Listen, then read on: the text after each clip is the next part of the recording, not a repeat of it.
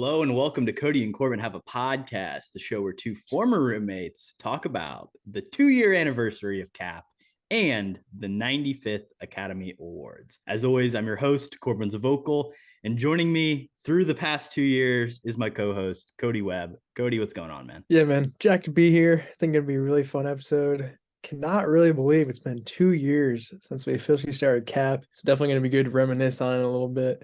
How you doing today, man? I'm doing well, man. I'm really excited for this special 2-year anniversary. We reached out to some former guests and we asked them to basically ask us questions. We're going to do a little bit of an AMA as we have in the past for our anniversaries, but we're going straight to our former guests who we love, and we're getting them to ask us questions, and I'm really excited for it. Oh, yeah. No, and shout out everyone who sent in the cues as well. Big shout outs to you. Yeah, I'm excited, man. I think, these are going to be a lot of fun to just go through and see what each person, is bringing to the table. Yeah, it's going to be really great. And they all sent in voice messages as well. So we'll get to hear their lovely voices again on the podcast. It feels weird. Yeah, 2 years. Time flies when you're having fun. True. That's what we do on this pod, right? Oh, yeah. Endless amounts of fun. And let's talk about the most fun event of the year to get things started. The Oscars were last night as of recording, a couple days ago as of release. But just give me, what'd you think of the show? What'd you think of the night? Yeah, I thought altogether it was a pretty good night. I mean, off the top, it is a long show. I feel like every year you kind of forget how long it is. And everybody was crying about how, they dropped some of the categories and stuff. So it was a little shorter. I don't mind that from being honest. I don't need to see, Well, they brought them back this year. Exactly. So, it was worth it, I guess. But, I don't really care either way. But also, I thought Jimmy Kimmel was actually decent. I feel like it is kind of hard to mess up with just such easy, Will Smith material. Like, just say like 5 Will Smith jokes and you're probably good for the night. So I thought he was good there. Yeah, I mean, in general, awards wise, I mean, everything everywhere all at once just absolutely massacred, which I really didn't expect. So I thought that was pretty cool. But I mean, yeah, going in, we did our predictions. I don't think you had picked everything everywhere for that many. I think both of us probably did like 4 or 5-ish, but I think it ended up winning like 7, if that's right, maybe 7 or 8. And basically swept all the major awards. So I thought that was pretty cool. Going into the night, I still wasn't sure about the acting ones, particularly supporting actress and best actress, with Jamie Lee Curtis and Michelle Yeoh winning over Cate Blanchett and Angela Bassett, which were the 2 that I picked. Those were the things that I was probably most surprised of on the night. But at the same time, there's a lot of precursor awards. Michelle Yeoh had been winning. There's a lot of love coming around, for her. Jamie Lee Curtis, another one, Hollywood favorite in its time sort of thing. And there was a little bit of the pulling back from like the marvelness of the Angela Bassett performance, and just the fact that it would be like the first MCU actor to, win an award, or she was the first to even receive a nomination for the performance. So I think there was a little bit of, pulling back away from that in the last couple of weeks. And, that's where we, ended up with essentially an unprecedented win from Everything Everywhere All at Once. It did not win the Big Five, but notably it didn't have anybody that was even competing in Best Actor. A24 had a great night, and they picked up that lone win in the Best Actor category for The Whale. They lost out in animated feature, but otherwise they won pretty much every race that they're running. Pretty crazy that a movie studio that's like 10 years old at this point is basically running the Oscars every year. Yeah, A24 killed it, and I think it is pretty crazy. Like, when was Everything Everywhere All at Once released? Like, well, that's the thing. It premiered at South by Southwest, which is happening this weekend. So it was a year ago it premiered, and then it came like in wide release around the same time that the Oscars happened, which was the end of March, early April of last year. So I mean, old school thinking would say that's bad for a movie if it's around too long, people get too used to it, it peaks too soon, right? Traditionally, you release movies in October, November, December. Those are your awards contenders. Everything Everywhere, I think, benefited for being around for so long because it just stayed in the consciousness. It was so popular, and it just grew and grew and grew in popularity. Like, you had your initial people who came out and saw it and were loving it, and they told everybody about it. And then even the people who are like, oh no, I'm not going to see that. I'm not going to check out the weird story. Like, it stuck around for so long. Then it won awards, and like people were just forced, because it was such a part of the cultural lexicon for an entire 365 days. You were almost forced into being a part of the Everything Everywhere hive. Yeah. And I love that. I hope, that kind of does break that sort of boundaries that I feel like have been set of, oh, this movie has to be released during this time to be considered for these awards. Because I think that's just complete bullshit. With that being said, I am really, really happy for everyone winning, for all the awards for everything ever at once. But however, yeah, I really think Cate Blanchett was robbed. I mean, I love Michelle Yeoh. I think, like I said in our prediction show, I wish they would give them both the award because they're both unbelievable. But I mean, Cate Blanchett, I don't know. That's a tough one to lose on, I think, for her. The thing is, Cate Blanchett, she's won 2 Oscars already. Now, one of those is for The Aviator, where she just plays Katharine Hepburn, right? But this is the best performance of her career, no doubt, in my opinion. It's just, it's tough when it's going up against Michelle Yeoh, a person who had never been nominated. We'd never seen an Asian actress even win in an acting category like this. So just storyline wise, it was the right moment for Michelle Yeoh. Cate Blanchett, I think, to a certain degree, almost kind of gave it over to Michelle Yeoh. She didn't really campaign too hard. She really was super supportive of the other acting performances throughout the campaign trail. So, yeah, I mean, listen, it's cool. I think in reality, Cate Blanchett probably had the best acting performance of last year, male or female. And then on top of that, Jamie Lee Curtis, another person I love, but for that performance is the one that we're going to give her the Oscar. Carrie Condon was great in Banshees. Even Stephanie Hugh in Everything Everywhere, I think, is a better performance. But that's just, kind of how these things work sometimes. Yep. That's what I was going to mention next. And I mean, personally, I think Angela Bassett was robbed. I think that's probably much, much worse than the Michelle Yeoh one. Just because, like I said, I think those two are basically on the same level. I don't know. I didn't think Jamie Lee was, best supporting actress winner worthy there. Not gonna lie. Every other award that Everything Everywhere all at Once won, I was a massive fan of. Obviously, we had a great speech for best supporting actor from Ke Kwan. Which, I mean, he's just a Hollywood darling at this point. Put that guy in everything, and I'll be happy. And then seeing Brendan Fraser win as well, I think he was even surprised that he won. I don't know if he was completely prepared. Speech wise, he's kind of all over the place. Yeah, his speech right on character. It was very raw. Yeah, it was a little rough though, I would say. But Fraser, we love him. We'll let it go. You just won fucking best actor after having your career basically be nothing for a few years. And that's what I think he was just honestly surprised because he's like, oh, okay, they're gonna give me a nom because I was blacklisted and everything. And yeah, I don't know. I mean, The Whale, it's definitely a good performance, but there's a lot of good ones. I personally may have gone for Colin Farrell, but it's hard to pick between those. But yeah, I thought all in all, it was a pretty good show too. Like there weren't too many down points. They kind of sped along the categories, doing like back to back with presenters and stuff. So even though it was a little bit longer, I didn't mind. Oh, and another thing too, I loved all the love for Quiet on the Western Front. I think that was one of the best movies of the year and probably would have been my second choice for best picture behind everything. So I'm happy that it won a lot in the technicals, like I had said, and I'm very happy that Elvis didn't steal away a lot of awards that All Quiet on the Western Front deserved. So I was happy to see that too. I would have loved to have seen a little bit more Top Gun love, a little bit more Banshees love, a little bit more Tar love. Banshees really didn't win anything, did it? Banshees didn't win anything. Tar didn't win anything. I think those. To me, listen, I mean, Babylon's another one, and a few people talk about in a few years we might look back. But to me, like, I think we'll look back in a few years at just like Tar winning 0 Oscars as is completely ridiculous. Because I think that movie.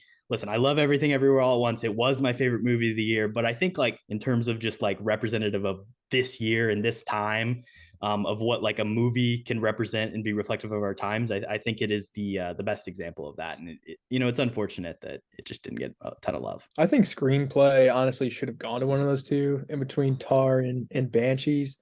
I feel like Everything, I mean, it doesn't rely as much on its script, I don't think. I think it has a lot of other things going on, which makes it really great. But script-wise, I feel like, yeah, Banshees and Tar are kind of just on a different level in that stance. Yeah, everything else I don't mind. Like director, I think that's a good pick for that too. Best picture, I agree with. A lot of the technicals, like I said, went to All Quiet on the Western Front, and like half of them, I feel like even cinematography, like Banshees wasn't nominated somehow.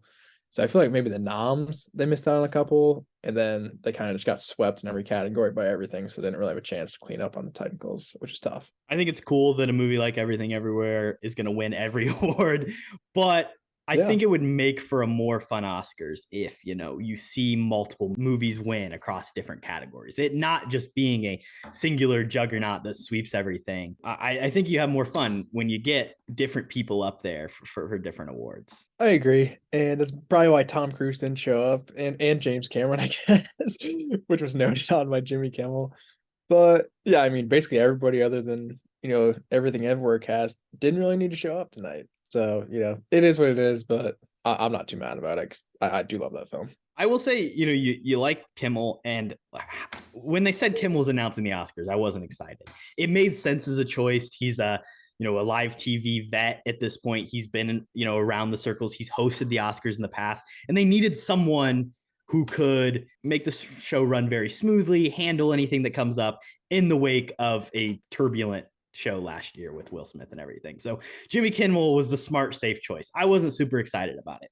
When he started the monologue, I was like, okay, you know what? This isn't too bad. Listen, he's punching up for the most part, which is always good. And I think he made the obvious jokes that needed to be made across the board. As the show wore on and the more and more I saw Jimmy Kimmel, it was tough because the show outside of Kimmel was not really fun. It was pretty somber, pretty straight-laced, and for a reason, right? You rarely saw people drinking in the crowd. There didn't really seem to be the presenters weren't making jokes. They were just reading weird teleprompted stuff. Like Jimmy Kimmel was the only part of the show that was supposed to be fun. And just as the show wore on, I got more and more tired of the shitty jokes he was making. And I think his jokes got weaker, particularly the segment where he goes out, he did his one crowd work in the, seats segment. He goes up to Malala and brings out Cocaine Bear. Obviously, that just does not look good. That's just dumb. And it's a very Kimmel thing to do. That is exactly the kind of shit I expect from Jimmy Kimmel. So yeah, a little bit disappointed with that. I feel like that's just the wrong person at Target with that joke. He was trying to, get bits and stuff out of Malala, and she's like, I only talk about peace.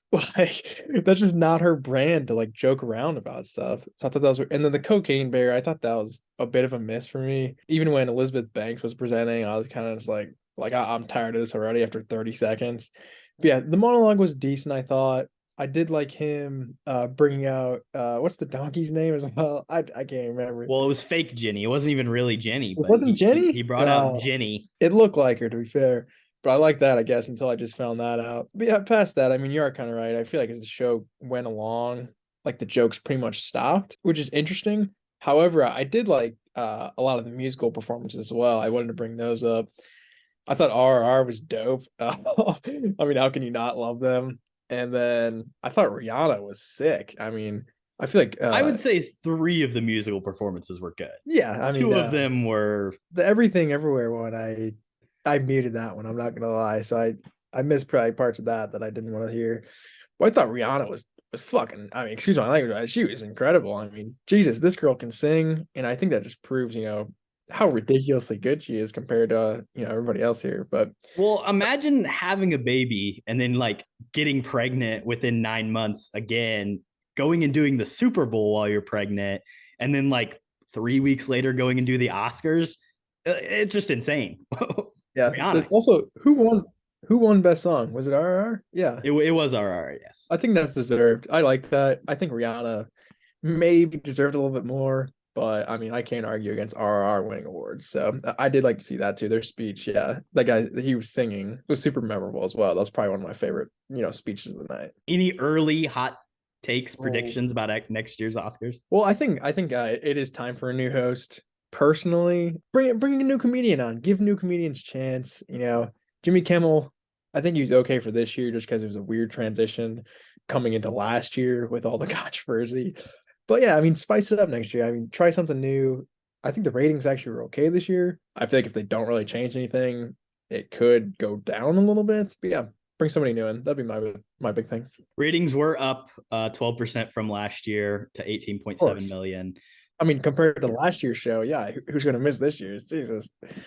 Hey, we're getting there. The last thing I wanted to talk about, there was 2 moments within the show that were kind of sponsored, essentially, right? They were ads straight up. Well, there may have been more moments, but there was 2 I want to talk about. Specifically the Disney Plus Little Mermaid trailer, and then the Warner Brothers, whatever the fuck that was. Margot Robbie, Morgan Freeman Shout out presenting. Morgan. I mean, two pretty good presenters to get for that, to be fair. Well, okay, so there's been, talk in the past of like, wouldn't it be cool to debut trailers at the Oscars, give, movie studios an opportunity to present what's the big thing for the next year, show us some footage, because, making an event, right, for moviegoers. Who is your audience? It's the people that see movies and enjoy movies. So give them something specific to that. I think last year or 2 years ago for the weird COVID Oscars that we had, the West Side Story trailer premiered at least like in a commercial break, and it was the first time anybody had seen it. So stuff similar to that, I think, is a good idea. However, when it's all, well, first of all, they just started with Disney, right? And it was Halle Bailey and Melissa McCarthy came out on stage and they said, here's the trailer for The Little Mermaid. And they just showed the trailer, which I don't know. I don't think it looked great. What do you think? Yeah, I mean, I probably won't see it personally. I think Melissa McCarthy is actually not the worst choice for Ursula, surprisingly. Yeah, I mean, the music looked good. I mean, it looked like your average Disney reboot that they don't need to do, but I'm sure it'll make a crap ton of money. Oh yeah, definitely will make plenty of money. But the thing is, like, the Academy Awards are hosted by ABC, which is owned by Disney, and it's like very much like this is like, oh, synergistic business is happening, and ABC is showing you an ad within the show. If it's just Disney, maybe that's okay. I don't love it, but it's it's whatever. It's Disney's doing an ad for their own shit, whatever. But then they bring in Warner Brothers to get their like spot, and maybe they had the option like, hey, you guys can play a trailer if you want, or you could. I don't know how this happened. Did they come to AB? Like, who knows, right? The business dealings. I assume they probably paid for it. But Margot Robbie and Morgan Freeman come out and they present this montage, and it's basically just like, hey, Warner Brothers movies are cool, right? Like, that's the point of it. And pretty like much, it was, yeah. I think it was like a Warner Brothers 100-year thing, but Yeah. It was just kind of strange. Yeah, you're just kind of just celebrating, I guess, 100 years in all like the iconic movies they've had. I feel like there's no real point behind it though. Like, they're just saying, oh, this studio's cool and they've been around for a millennium. Okay, but like, what's the point? I really didn't understand the segment to begin with, I feel like. Yeah, and then it's just weird when when you think like Paramount, Netflix, Apple, like these countless other studios, studios that actually were winning awards like A24 at the show, like didn't get an opportunity to have their pitch. I'm not saying the show needed to be longer, of course, we don't want that, but like it was really weird to have those two segments and those be the only ones. And I'm curious to hear some behind the scenes stuff. Well, hey, I mean, did Apple turn 100? No. That's true. 90 years, maybe we'll get the A24 Yeah, finally. The 185th Academy Awards. I'm sure we won't be around to see that, so I'm excited.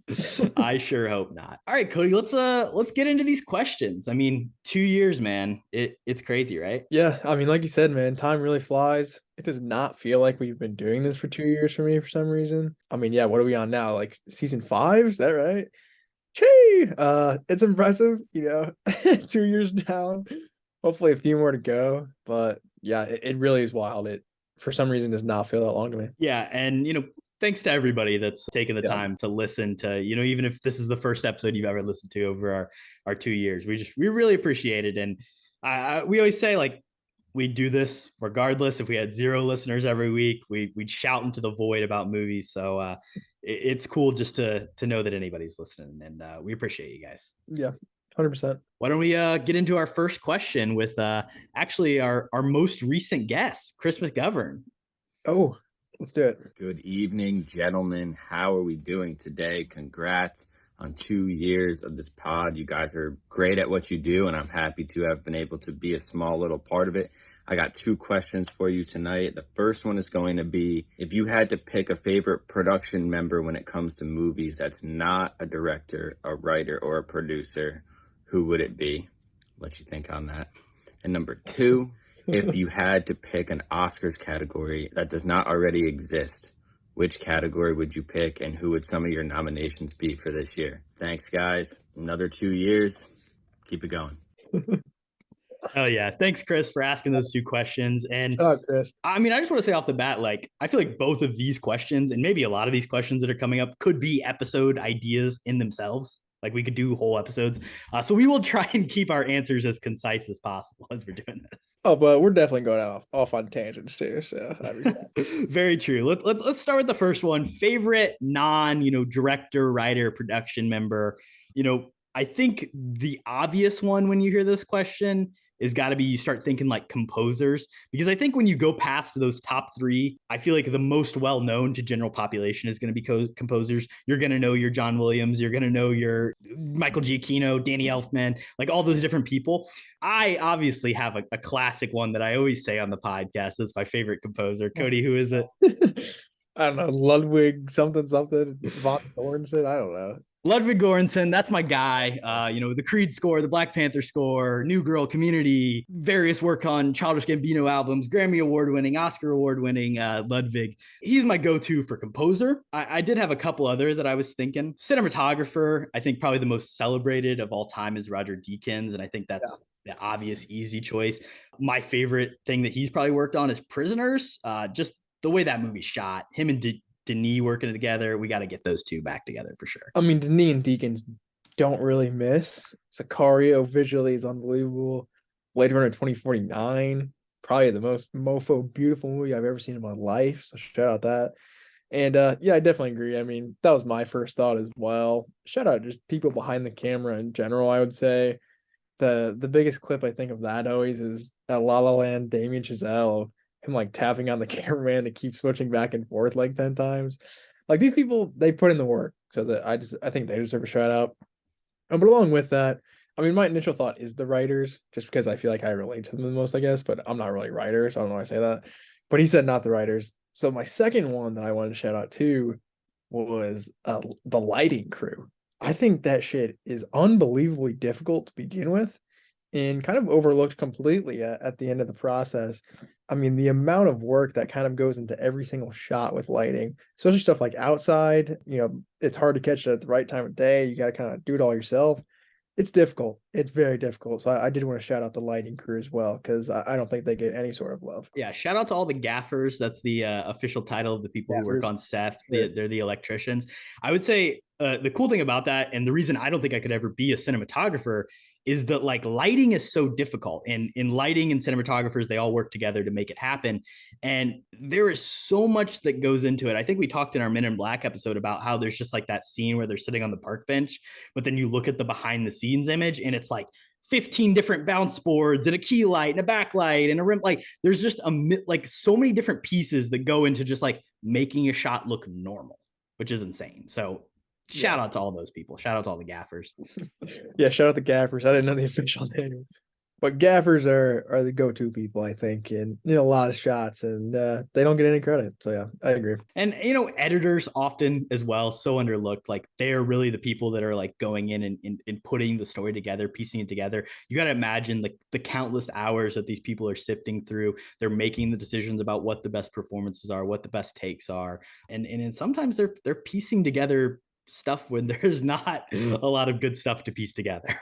Imagine editing everything ever all at once. It's like that shit's impossible. Like the amount of time that it even takes to do that, I feel like it's almost insurmountable. Which you could say about a lot of things in the movie making process, but that is one of the ones as well that's underlooked, I think, a lot. And moving over to that second question that he asked, new Oscar award, and who would you pick for it, Kody? Yeah, I think we've talked briefly about this before a couple times. You always brought up, what is it, animated voice work or something, so I'm sure you're going to talk about that. But I had a couple ideas, and they kind of mentioned it a little bit last night, which is probably why I thought of it. But best comedy, kind of maybe bring that back. I think they said maybe in the first Oscars they had that category.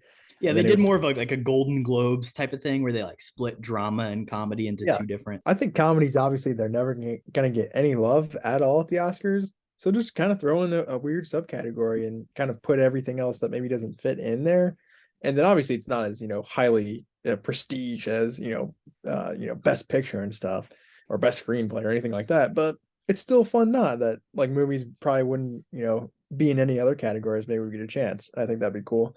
Not go full Golden Globes and, make every single category surrounded on them, kind of just have one focused on them.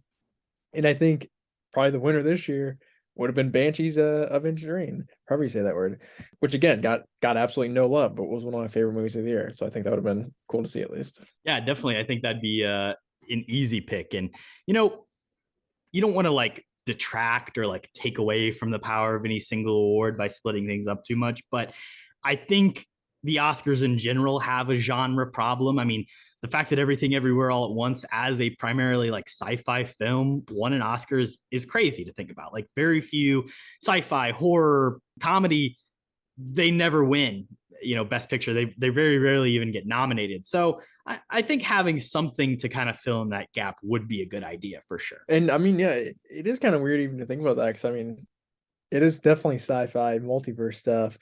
I mean, it's also like a kung fu movie at its core almost. So I don't think we'll ever see another kind of in that subgenre really even contend for Oscars. So yeah, it's weird. Yeah, hey, maybe things have changed though. This could be a turning point for sure. For me, you know, you do mention I do often bring up the voice work thing, and I there would be some good picks for this year. Antonio Banderas, probably the runaway for his performance in Puss in Boots, of course. How does the man do it? There's so much emotion behind that growl. gotta love Banderas's work. But the ones that I think of here, casting director, I think is one that's a big miss when it comes to like building out these huge ensemble casts. There's a ton of work that goes into that, and that's another just like below the line person that would, you know, definitely be deserving of some awards. I think movies that had really great casts put together, Everything Everywhere All at Once, of course. Glass Onion this year, another movie that didn't get a ton of love. Babylon's was pretty solid as well. Top Gun Maverick, and Black Panther would be good as well. I think those ones are a little bit of a struggle.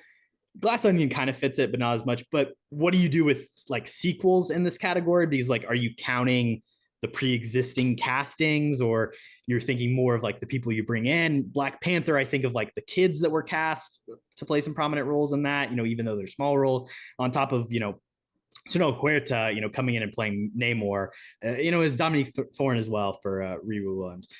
On top of that, you know, if you don't like casting director, it seems you're not a huge fan. Stunt coordinator, I think that would be a great one, especially in a year when you have a movie like Everything Everywhere All at Once, where the stunt, you know, the action scenes are so well done and they're done on such a small scale. I think you should be celebrating these people. Again, Everything Everywhere, Top Gun, Black Panther, but then throw in the Batman as well. They would definitely have a nomination. And then a little fun one, Jackass Forever would be another classic. Yeah, Jackass would have won a lot of Oscars by now if that was a category. I do like stunt coordinator a lot, actually. I think that can open up to a lot of smaller indie sort of action films as well, which would be a lot of fun. A lot of international stuff too, 100%. Casting director, I'm more on the fence about, I would say. I feel like at times it could just be like, oh, which movie had the biggest budget, or who could pay the stars the most money? Yeah. So that could get troublesome, but I don't hate the idea. I think maybe like best cast, which I think is something maybe that the Golden Globes or somebody does. Well, like, you know, SAG does like an ensemble award, which I mean, to some extent, there's an argument for that as well. You know, you have movies like Women Talking, where all the actresses and actors are great in it, but it's tough to nominate a singular performance where, you know, when everybody has, you know, shared screen time together. And this, I mean, the thing is that I feel like it's just, these are good awards because they're hitting on movies that are underlooked by other awards. Like Women Talking, I don't know, I feel like it was kind of undervalued, and I feel like it'd almost be a shoo-in to win that one. So I don't hate the concept just for that reason alone, I feel like.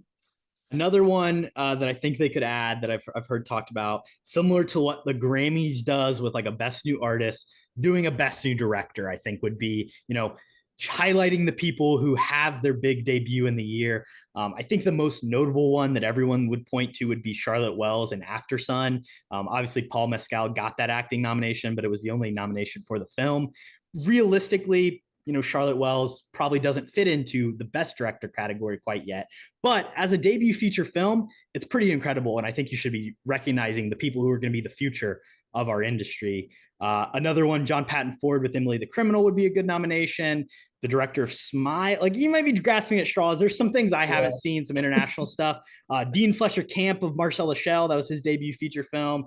The movie The Quiet Girl, which was nominated an international feature, came from a first-time director, Colton Baird. So like, there's definitely, you could get 5 new directors to highlight here in this category. That's an interesting one. I don't know if I'm a massive fan of that. I mean, I feel like it would be cool to, shout out newer directors coming into the scene. But I mean, yeah, all the movies you just mentioned, I feel like, aren't the best things ever. So it kind of just depends on the year of, who's coming out with new stuff that year. Are there really that many new directors every single year? I don't know. There's a lot of questions there. But I had another one that's kind of along similar veins in a sense. It is a director award, but sort of like an achievement award every single year. So like kind of honoring maybe an older director who it could be a couple different things. So maybe it's like, oh, a director's this is one of their last movies they're ever gonna make and they're a legend. Or maybe like, oh, this was the peak of this guy's career. Sort of just like, or you could even include newer ones, like, oh, if somebody really had a really great like debut or first couple films. So Like, is oh, this like the Cody Webb Specialty in Directing Award? Can we name it after you? I love that name. But yeah, kind of, I guess you can kind of wing it and do whatever you want with it. Which I think would be fun for the Oscars because I feel like everything's kind of set in stone a little bit. Well, Cody, I appreciate you coming up with the idea for an honorary Oscar. That's some real groundbreaking stuff. I'll have to call up the Academy. Yeah, but they do it like what? Once every like 10 years. They give 4 out every year, honorary Oscars to people. 4 people get an Oscar every year. They don't do it on live TV, so I don't care. They gave Samuel one like 2 years ago, and we didn't even get to see it. That's what I'm saying. They don't do it every year. And like Samuel L. Jackson's a cool one. Like in similar vein to that, maybe somebody's more like B-list. You were just sad to see Spielberg sitting there getting made fun of for his parents' divorce all night and win. No, I was fine with that. I don't really care about Spielberg. And yeah, I feel like a lot of shots were kind of thrown his way as well, which I thought was funny. But he'll probably never be back at the Oscars again in his life, so who even cares? Don't count Spielberg out like that. Come on now. I was surprised we didn't even mention he didn't win Best Director, but I don't know about that one. I feel like that one's a definite snub. And another one that I forgot about until now too. I don't know how Black Panther won for costume design. Obviously, like half the stuff in there is really good, but then the other half is like really, really bad. Like Ironheart looks terrible. The new costume they gave Okoye is just god awful. So it's kind of like and the other stuff, like everything. And yeah, I'm gonna be honest. I don't. The award's not for like the shitty CGI rendered costumes. Like it's for the intricate like people. Like it's all the citizens of Wakanda that are dressed. And obviously Ruth Carter has been working for many years. Oh, yeah. She won. No, Ruth Carter deserves it. Black Panther. Ruth Carter definitely deserves it. Worked with Spike Lee. I mean, she's an iconic person in the industry. Yeah. I'm not taking anything away from Ruth Carter. I love Ruth Carter. But that movie specifically had just terrible, terrible costumes at points. So I don't think we can let that pass. But I need to shout that out as well. Ruth Carter, come on the pod. I love you. But I mean, come on. What is that Okoye fit? That might need to be like the clip of the week or something, or the thumbnail, because it's that bad. Well, let's head over to our next question from my brother, former guest Kade Zvokel. Heck yeah. Hey, Kody and Korbin, congrats on 2 years, and thanks for letting me be a small part of the episode. Today, I'm excited to announce the opening of the Movie Hall of Fame. Obviously, because of your membership in the Movie Podcasters Association of America, you're both going to get to help decide the inaugural class of inductees. What 5 movies will each of you be voting for to make it in as first ballot inductees? Much like the Baseball Hall of Fame, it's up to you to decide your own personal criteria. Thanks, and go Hoosiers. He just had to throw that one at us at the end. Don't want to hate on any of our other former guests, but this might be the best question. I mean, it's really well thought out. It's really interesting. I'm curious to hear kind of, where you might approach this from. There's a lot of things that I do want to be honest with the audience that were made up. We are not a part of the Movie Podcasters Association of America. There is no Movie Hall of Fame happening, or will there? Maybe someone will listen to this episode and they might be like, oh shit, this could be the start. These guys got some ideas. You could be a couple of the founding members. I am very interested to hear your picks. So I say we throw it over to you first, because I have a solid list, I think, but you can go about this in so many different ways. Our lists are not going to be like the 5 greatest movies of all time or the 5. I don't know. Mine are pretty good. You think yours are? Okay. Well, listen, that's not what my list is. Would you pick holes?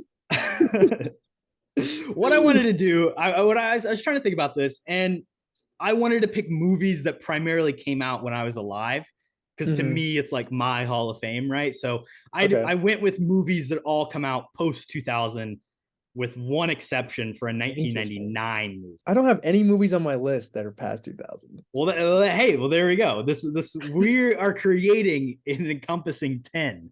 So you get all the pre-2000s and I get all the post-2000s. I did go for one in 1999 that you will obviously recognize, but I wanted to kind of get a list that was somewhat representative of my taste, but also representative of, greater tastes and popularity, as well as, being at least somewhat culturally representative of other people. Obviously, with only 5 movies, like, you are not going to be able to represent every single group, every single aspect of filmmaking. I tried my best. So Can I guess some of your picks just based off? Yeah. What do you think, Kody? What are some of my picks? Not do that. I bet you have Moonlight. I bet you have Everything Ever All at Once. Oh, what's another one that's like culturally diverse? You probably have Lady Bird on there too, just because you like that. I don't know. Those would be my 3 guesses. Moonlight is on the list. So good pick. Here's the thing. Moonlight, I think, was a good pick. I wanted to definitely have at least one Best Picture winner on the list. Historically significant, culturally significant, extremely important for the LGBT community as well as the Black community, and just an incredible movie, an incredible story, like piece of storytelling with performances from top to bottom. The older version of the character played by Trevante Rhodes, or Janelle Monáe and Mahershala Ali playing, his pseudo mother and father figures, all across the board. Incredible movie. So that was my Best Picture pick from 2016. I did have to go for my favorite movie. I got to throw it in. I got to pick Catch You If You Can, Kody. Okay. In no way do I think this would realistically be in the 5 movies. But listen, it's Steven Spielberg. He's a extremely important director, maybe one of the greatest of all time. It's Leonardo DiCaprio, it's Tom Hanks, 2 of the greatest actors of all time. So yeah, I think Catch Me If You Can, while the movie itself maybe doesn't have the same cultural impact as some others, I think it represents a lot of important aspects of Hollywood. It's also based on a true story, so there's another one. You had to get one of those in there. Based on a true story, right? It's really not, but I also wanted to grab an international film in here, and maybe this is a little bit recency bias, but it's also the one that has transcended the international lines. It is the foreign language film that has had the greatest impact in the United States. So I think Parasite obviously deserves a list. Another Best Picture winner as well. But I'm taking it more just for the overall arching career of Bong Joon-ho, as well as just the fact that that little subtitle transcended beyond. And, it allows for a movie like Everything Everywhere that has probably 40% subtitles in it to be so successful, I think. Yeah, I should have guessed that one. That was an obvious one too. And then this one people are going to hate, but like, listen, if you talk about movies in the 21st century, in some way you have to have comic book movies, superhero movies represented, probably more than once, realistically, across the Hall of Fame.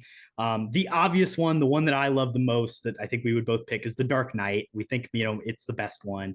There's some other great ones, but I think I'm going to go for, if you'll allow it, Infinity War and Endgame as one movie. Can we count that? If not, then we'll just throw in Endgame. But it broke the box office record. It became the largest grossing movie of all time, on top of the fact that it was the culmination of a 10-year storytelling adventure that had never been done before in movies. I think, love or hate the Marvel Cinematic Universe, you cannot deny the significance and the importance of those movies. So if you want to say they're a part 1, part 2, put them together, go ahead. If not, we'll just throw in Endgame as my pick. And then the last one, which is actually a movie that I think if I was going to just try and do 5 pure important movies should be in the Hall of Fame, it's got to be The Matrix. I think movie making of the last 20 years has been entirely based in the ideas of what the Wachowskis did in The Matrix. Even looking at the movies nominated for Oscars this year in 2023, from the short film category with movies like An Ostrich Told Me the World Was Fake and I Believed It, which is heavily influenced by The Matrix. It's literally about a guy who is in a stop motion film where his is drowned out by the monotony of day-to-day life. And then, a figure comes and tells him the world is made up. That is heavily influenced by The Matrix. And then you go to things like Everything Everywhere All at Once, which both in the style and the direction and in just the themes and the technology of science fiction is also very heavily influenced by the work of The Matrix. So those are my 5 films. Interesting list. I do like The Matrix on there just for like you said, it's influentiality, I think is a good point. Just historically, I feel like that makes sense to put that in there.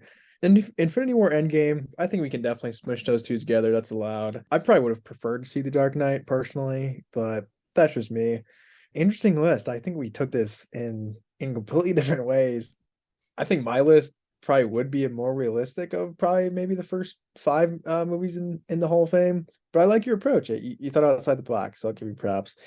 Have you seen all 5 movies you nominated, Kody? Yes, I would. I was gonna include The Godfather. I'll say that off the bat, but I haven't seen it, so it missed out. That would be my number 6 pick. But again, haven't really seen it, so I feel like I'm not allowed to put it on. But yeah, let's just run through these. I mean, number 1, I gotta put Citizen Kane, dude. Like, how can this not be like near the top of everyone's list?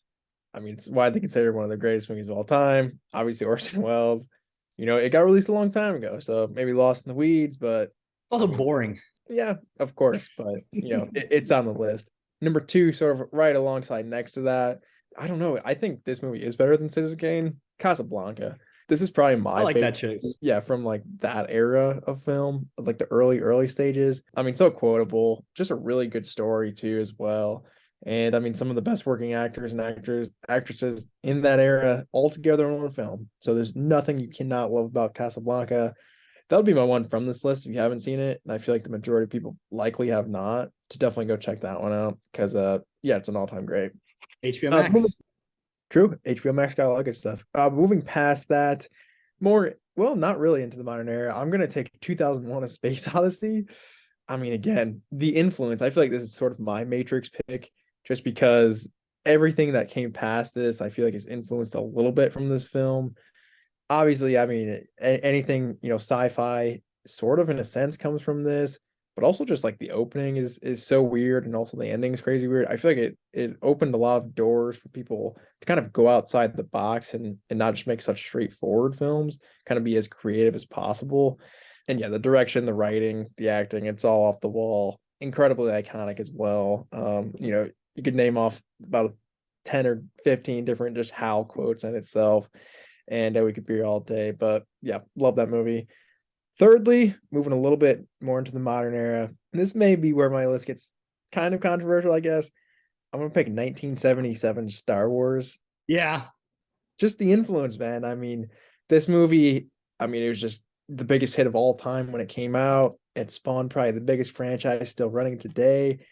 And the movie's incredible. It had a bunch of no-name casts, a studio that didn't really believe in it, and just some weirdo named George Lucas at the helm, and somehow he made it all work. Obviously, his work after that pretty much ruined it entirely, but who cares, because this movie rocks. And yeah, I mean, it's kind of just the ultimate good versus evil story. Best villain of all time, one of the best heroes of all time, a couple of the best heroes of all time, probably one of the best female leads of all time too. You can go on and on with that movie, but yeah, one of my faves. Then lastly, my most modern movie, I had to throw one modern classic in here, and it was a tough choice. I ended up going with Pulp Fiction, the Tarantino classic. Again, I mean, these movies are all a little bit influential, but this one with its weird storytelling, trope of, mixing up the timeline with the story, and also having just an incredible ensemble, along with Tarantino's, of course, classic shoot 'em up style where everybody dies. You really can't go wrong. And I mean, sure, I'm sure a lot of people will call this film a little overrated, which I may agree with, but I mean, you can't deny its greatness, I don't think. So those would be my 5 for the Hall of Fame. Again, a little bit, I think, just different, thinking in mind when coming up with these lists. But I mean, 5 classics there. I don't think you can really deny any of those 5 don't deserve to be in the Hall of Fame. Kade compared it to the Baseball Hall of Fame ballot, and as we both know, it's whatever you decide wants to go. Sometimes you might see a ballot and you're like, catch me if you can. What the fuck is this idiot talking about? And then you might see one and you're like, Star Wars, Pulp Fiction, what a fucking normie. Typical bullshit. So I think you put our 5 and my 5 and your 5 together, and we've got a pretty solid list of 10. Yeah, I agree. I think most of your list is good. Moonlight's a great pick. Parasite's a good pick. Past that, whatever. But if I didn't try and stick primarily in the 21st century, I think Star Wars obviously has to be on my list. Obviously one of my all-time favorites. Not Casablanca though. Yeah. Wow. I thought this was going to be a start of a beautiful friendship, dude. Let's hit our next question. Good buddy Jake Ross, multiple Ooh, time podcast guest. Junior. Kody, Korbin, good evening, gentlemen. Happy anniversary. Love and miss you guys. My question for you is, what are each of your top 5 most anticipated films releasing theatrically or via streaming in 2023? That's it. Thank you, guys. Happy anniversary again. Miss you. Very typical Jake Ross question right there. Sounded like he might be being held hostage. I'm not sure. We will reach out to him to make sure he's okay. But yeah, top 5 most anticipated films of 2023. I mean, maybe we start at 5 and go back and forth, Kody? Yeah, let's do it. My number 5, I kind of just made this list off the top of my head too, so I may be missing one or two. My number 5 is going to be Super Mario Brothers, the movie. Interesting. Yeah, I mean, I feel like growing up, I played all the Mario games. And when they announced the movie, I was not excited for it. I mean, Chris Pratt's Mario, that sounds terrible. But I kind of like the trailer. I mean, they're doing like Mario Kart on Rainbow Road. Like, that looks sick. I don't know, like everything with Jack Black and Bowser looks awesome. Charlie Day's Luigi is such a good pick too. Like, other than Chris Pratt, Anya Taylor-Joy's Peach is cool too. Everybody other than Chris Pratt, like, is a great casting choice, I think. And yeah, this is kind of just like, my nostalgic pick, I think. The rest of these are probably legitimately like I'm super excited for. But yeah, this one I'm like, I'll definitely go see that. Like, I probably shouldn't because Illumination, and it's probably just me a theater full of little kids, but I'm gonna be in there when they all hop on Rainbow Road. I'm gonna be cheering my ass off. So that's all I know. I am surprised to see that make your list because I'm not really like a Mario fan. I never really played any of the games. Like, I've definitely played Mario Kart now at this point, but like I didn't growing up necessarily. Yeah. And I think it's one that I will probably enjoy more than I expect to. Mario Kart Wii, undefeated game growing up. So shout out that. My number 5 movie will not be released theatrically. So thank God Jake came in with that or streaming caveat for us. Yeah. But it is going to be released on Netflix, and it is The Killer from David Fincher. We mentioned in our last episode, this is starring Michael Fassbender. It's just, Finchman getting back to his like neo-noir detective type stuff.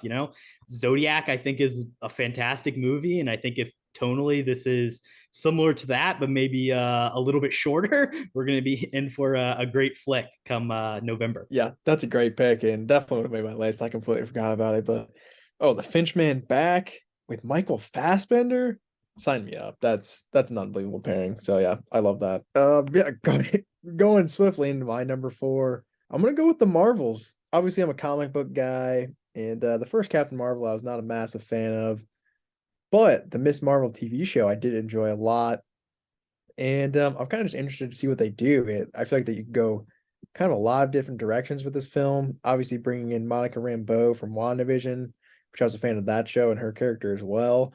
So you're kind of bringing in 2 different characters who I did like into a franchise that I wasn't a big fan of. Maybe breathe a little bit new life into it. Did it get pushed back a little bit, though? I think it did get pushed back to November. Yeah, so that's a little worrying, but I believe Nia DaCosta's at the helm as well, and she's one of my I think she is one of my favorite directors working today, surprisingly. But yeah, there's no reason for me not to be excited for this, so yeah, it's got to make my list. Yeah, I'm a little wary. I think that's one that, especially with Marvel movies as of late, it getting pushed back to the original Captain Marvel, like there's a lot of reasons to think it might not be the best, but I am hopeful that they're able to do something great because I did enjoy Miss Marvel, like you said as well. Good show. Check that out if you haven't seen it. My number 4 movie, and this may be a little bit surprising considering who the filmmaker is, but my number 4 movie is Oppenheimer from Christopher Nolan. Now, I think Nolan is probably one of my favorite directors. We've talked about his movies in the past, Inception, The Dark Knight Rises, The Prestige on this podcast. Oppenheimer, I think it is on the top 5 because it is a Nolan movie and it's got a pretty good cast. But it's not higher because I just am not as interested in the story, I don't think. Now, I may be wrong. I may come into this movie and end up loving it. But to me, his war, more historical fiction type stuff, primarily, what he did in Dunkirk, is not something that resonated with me a lot. And if Oppenheimer is in a similar vein at the very least. I fear that I may not enjoy it, but still coming in at 4, I think is a pretty respectable spot. I think that's a good pick. It's not on my list, spoiler alert.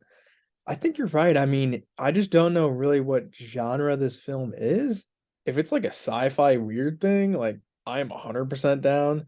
But yeah, if it's kind of just like a historical biopic about Oppenheimer, I feel like it's a lot less interesting. But I feel like they've keeping it pretty close. I mean, to it's Christopher Nolan, so exactly. we shouldn't probably count him out. That it's not gonna be normal, right? I would expect bonkers stuff from this movie, but that's just kind of not what they're selling at this point. So I'm a little bit, just confused on that. But I mean, they're keeping their cards close to the chest.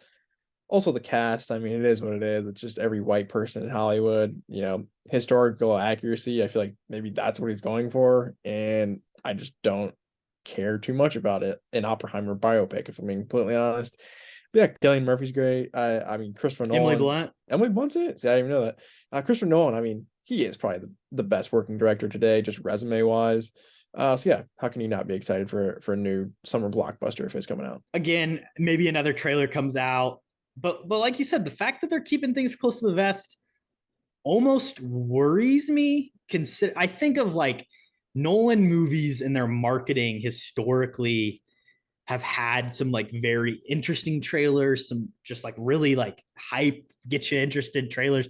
And the Oppenheimer one it's okay. It's fine. They did their initial teaser with like the bomb blowing up, and they've released some more footage at this point, but there's nothing that's particularly drawing me in. And I think back to like even that Tenet trailer that was just like so weird. And it was basically, they at one point were just showing like the opening of the movie when they were marked. Just, I don't know. I'm a little unsure about Oppenheimer. Yeah, I mean, trailers are always weird in general.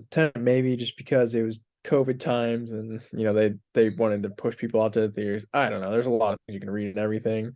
But yeah, Oppenheimer, I don't know. It is what it is. We'll see. I mean, I'm going to go see it, obviously. Who isn't going to go see it? So, we'll see how it is together, I guess. But hopefully it's some weird sci-fi thing. That'd be dope. What's your number 3, Kody? Yeah, my number 3, I'm going to go Dune 2. I mean, how can you not have this on your list? I'm sure it's, higher on yours as well. But I mean, Denis Villeneuve back at the helm, bringing back the entire cast, basically. Timmy Chalamet, Rebecca Ferguson survived that film, didn't she? I think so. I don't know. But yeah, they're bringing in. Does she? I really don't know where she ends up, to be honest. The end of that movie, but I remember it was half a movie. Basically, Zendaya should have a bigger part. Evidently, Florence Pugh, Austin Butler, Christopher Walken is going to be in it as well. So, I mean, it's just kind of the conclusion to this epic story. And yeah, it's Denis Villeneuve at the helm. My favorite, director working today. So yeah, I'm pumped. How can you not for a Denis movie? This is my number 1 most anticipated movie of the year. I really loved the first Dune movie. And like you said, it was half of a movie, right? Like that was my biggest talking point when I came out of it. And we did a whole episode on it. Like, this was so good. And you just gave me basically the first act of the story. And now the second part, if it's even to the same level of quality, but finishes the story, I have to imagine I'm going to absolutely love it. Now, maybe I'm setting my expectations way too high, but it's Denis Villeneuve. I think my expectations can be pretty damn high. So excited for it. Timothée Chalamet, Zendaya finally actually doing something. Yeah. Count me in. Yeah, I'm hyped for it. What's your number 3 though? Well, my number 3 is Killers of the Flower Moon from Martin Scorsese. And similar to the Oppenheimer thing, I'm just a little bit unsure about this movie. It was supposed to come out last year and got pushed. Actually, I think it was originally supposed to come out in 2020 and then COVID. Yeah. Like, it has been pushed back multiple times. It still does not have an official release date for this year. A lot of people believe it will be premiering at Cannes in May. But then after that, like, when is it going to be on Apple TV Plus? We've seen some images. We don't have a trailer. There's just a lot of question marks. But it's Martin Scorsese directing Leonardo DiCaprio again. It's a book that I've actually just started reading. I'm about 70 pages into it. And it's a very interesting book. It's a very interesting story. Brendan Fraser and Jesse Plemons are also going to be a part of the movie as well. So yeah, I'm definitely excited. I mean, again, one of the best working directors today. That's a fun cast too. I didn't know, Fraser and Jesse Plemons, I think, is mad underrated. So I feel like he hasn't been doing a ton recently. But yeah, I mean, like I said, didn't make my list, but I mean, that's definitely my top 10, no doubt. Yeah, you know, it's interesting. And now that I've begun to read the book, like I can kind of recognize these names of who these characters are playing. But I really believe originally, like Leo was going to be playing a different role that was like the lead of the movie. And then Jesse Plemons kind of took over that role, and Leo took more of a supporting role in the cast. Yeah. So again, we just like there's just so much we don't know about this movie at all. Yeah. Hopefully it gets released this year. Hopefully. Yeah, I agree with that. My number 2, I feel like this is the obvious pick, and maybe it's not on your list. I'd be surprised. It's Guardians of the Galaxy 3. I mean, James Gunn, it's his finale for, his Marvel sort of cinematic experience as well, which is interesting. And yeah, shit's gonna go down. I mean, Guardians 1 is one of my favorite of the MCU. Guardians 2 is a massive letdown for me personally. I don't think it's very good, but Guardians 3 looks dope. I mean, the trailers are exactly kind of what you're looking for in a Guardians movie, bright colors, cool songs, interesting villains, and it looks like a lot of death. So, I mean, I'm pumped. Give me a dark MCU movie. I think, Black Panther Wakanda Forever was kind of a turn in that, and it's kind of a breath of fresh air a little bit, other than just, the same Marvel movie over and over again. So, give me that campiness that James Gunn obviously can really bring those characters, but I mean, bring some heart too. That's what the first Guardians did. So I'm pumped. I think this will probably be the biggest movie, I can't talk box office wise 2023. If not, it's gonna be damn close. But yeah, I'm extremely hyped just because that first Guardians, like I said, is one of my favorites of all time. So yeah, how can you not? Yeah, it didn't make my list. No Marvel movies did. What if this is bad, Kody? No, I went more for like the summer blockbusters, and you went more for the actual movies that are gonna be really good. I think again, just different kind of thinking here. I don't know. I just thought of all the comic book movies because I'm a comic book nerd. But yeah, different strokes for different folks, as they say, Kody. My number 2 is Barbie. For me, directed by Greta Gerwig, who directed one of my 4 favorite movies of all time, stars Margot Robbie, who is my favorite actress working today. It's also got an incredible cast on top of that: Ryan Gosling, Helen Mirren, Will Ferrell, Emma Mackey, Michael Cera, Simu Liu. I mean, the list goes on with countless other people. They did a 2001: A Space Odyssey teaser trailer type thing, reference Kody wasn't a huge fan of. But no, I think this movie is going to be great. It's written by Noah Baumbach and Greta Gerwig. Yes, it's a movie about Barbie. So like, yes, everything has to be somewhere based in IP, but if this is what those people are doing, I'm excited to see what's next. I mean, yeah, everyone in front of the camera, behind the camera is great. I just don't know what it's about. Like, it's just about Barbies living in some society or something. I don't know. Like the concept, I don't think is as interesting as everything else you just said. I mean, Greta Gerwig is amazing. That entire cast. I mean, Margot Robbie. I agree with everything you're saying. I have a little hesitation because I thought the trailer was okay, but it just kind of seems a little bit like "Don't Worry, Darling" to me, just by the look of it. So I don't know. It kind of just worries me in that sense because I mean I love Olivia Wilde too, but yeah, that movie's terrible. So it's definitely a little worrying. I think I think it is like Truman Show, Matrix, Barbie. Like you realize, that type of thing. In 2001. Yeah, well, at least in the trailer, yeah, 2001. Yeah, no, I mean that's definitely what I'm going to see as well. But yeah, interesting concept. I mean, if that hits, that's going to be a massive, I think, box office piece as well. So yeah, I mean, just Ryan Gosling and Margot Robbie. Have they ever made a movie together? I don't really think so. Which movie is going to have a bigger opening weekend, Kody? Oppenheimer or Barbie, as they premiere the same day? Are they the same week? Oh wow. I'd probably say Oppenheimer. That's probably a bad matchup for Barbie, honestly. Listen, I'm gonna have a ticket to both. That's all I know. Yeah, I was gonna say they'll both make buku bucks, but it's hard to go up against a Nolan film and beat it opening weekend, I would think. For sure. But hey, people love dolls too. So true. Do you like nuclear bombs or Barbies better? Why not both?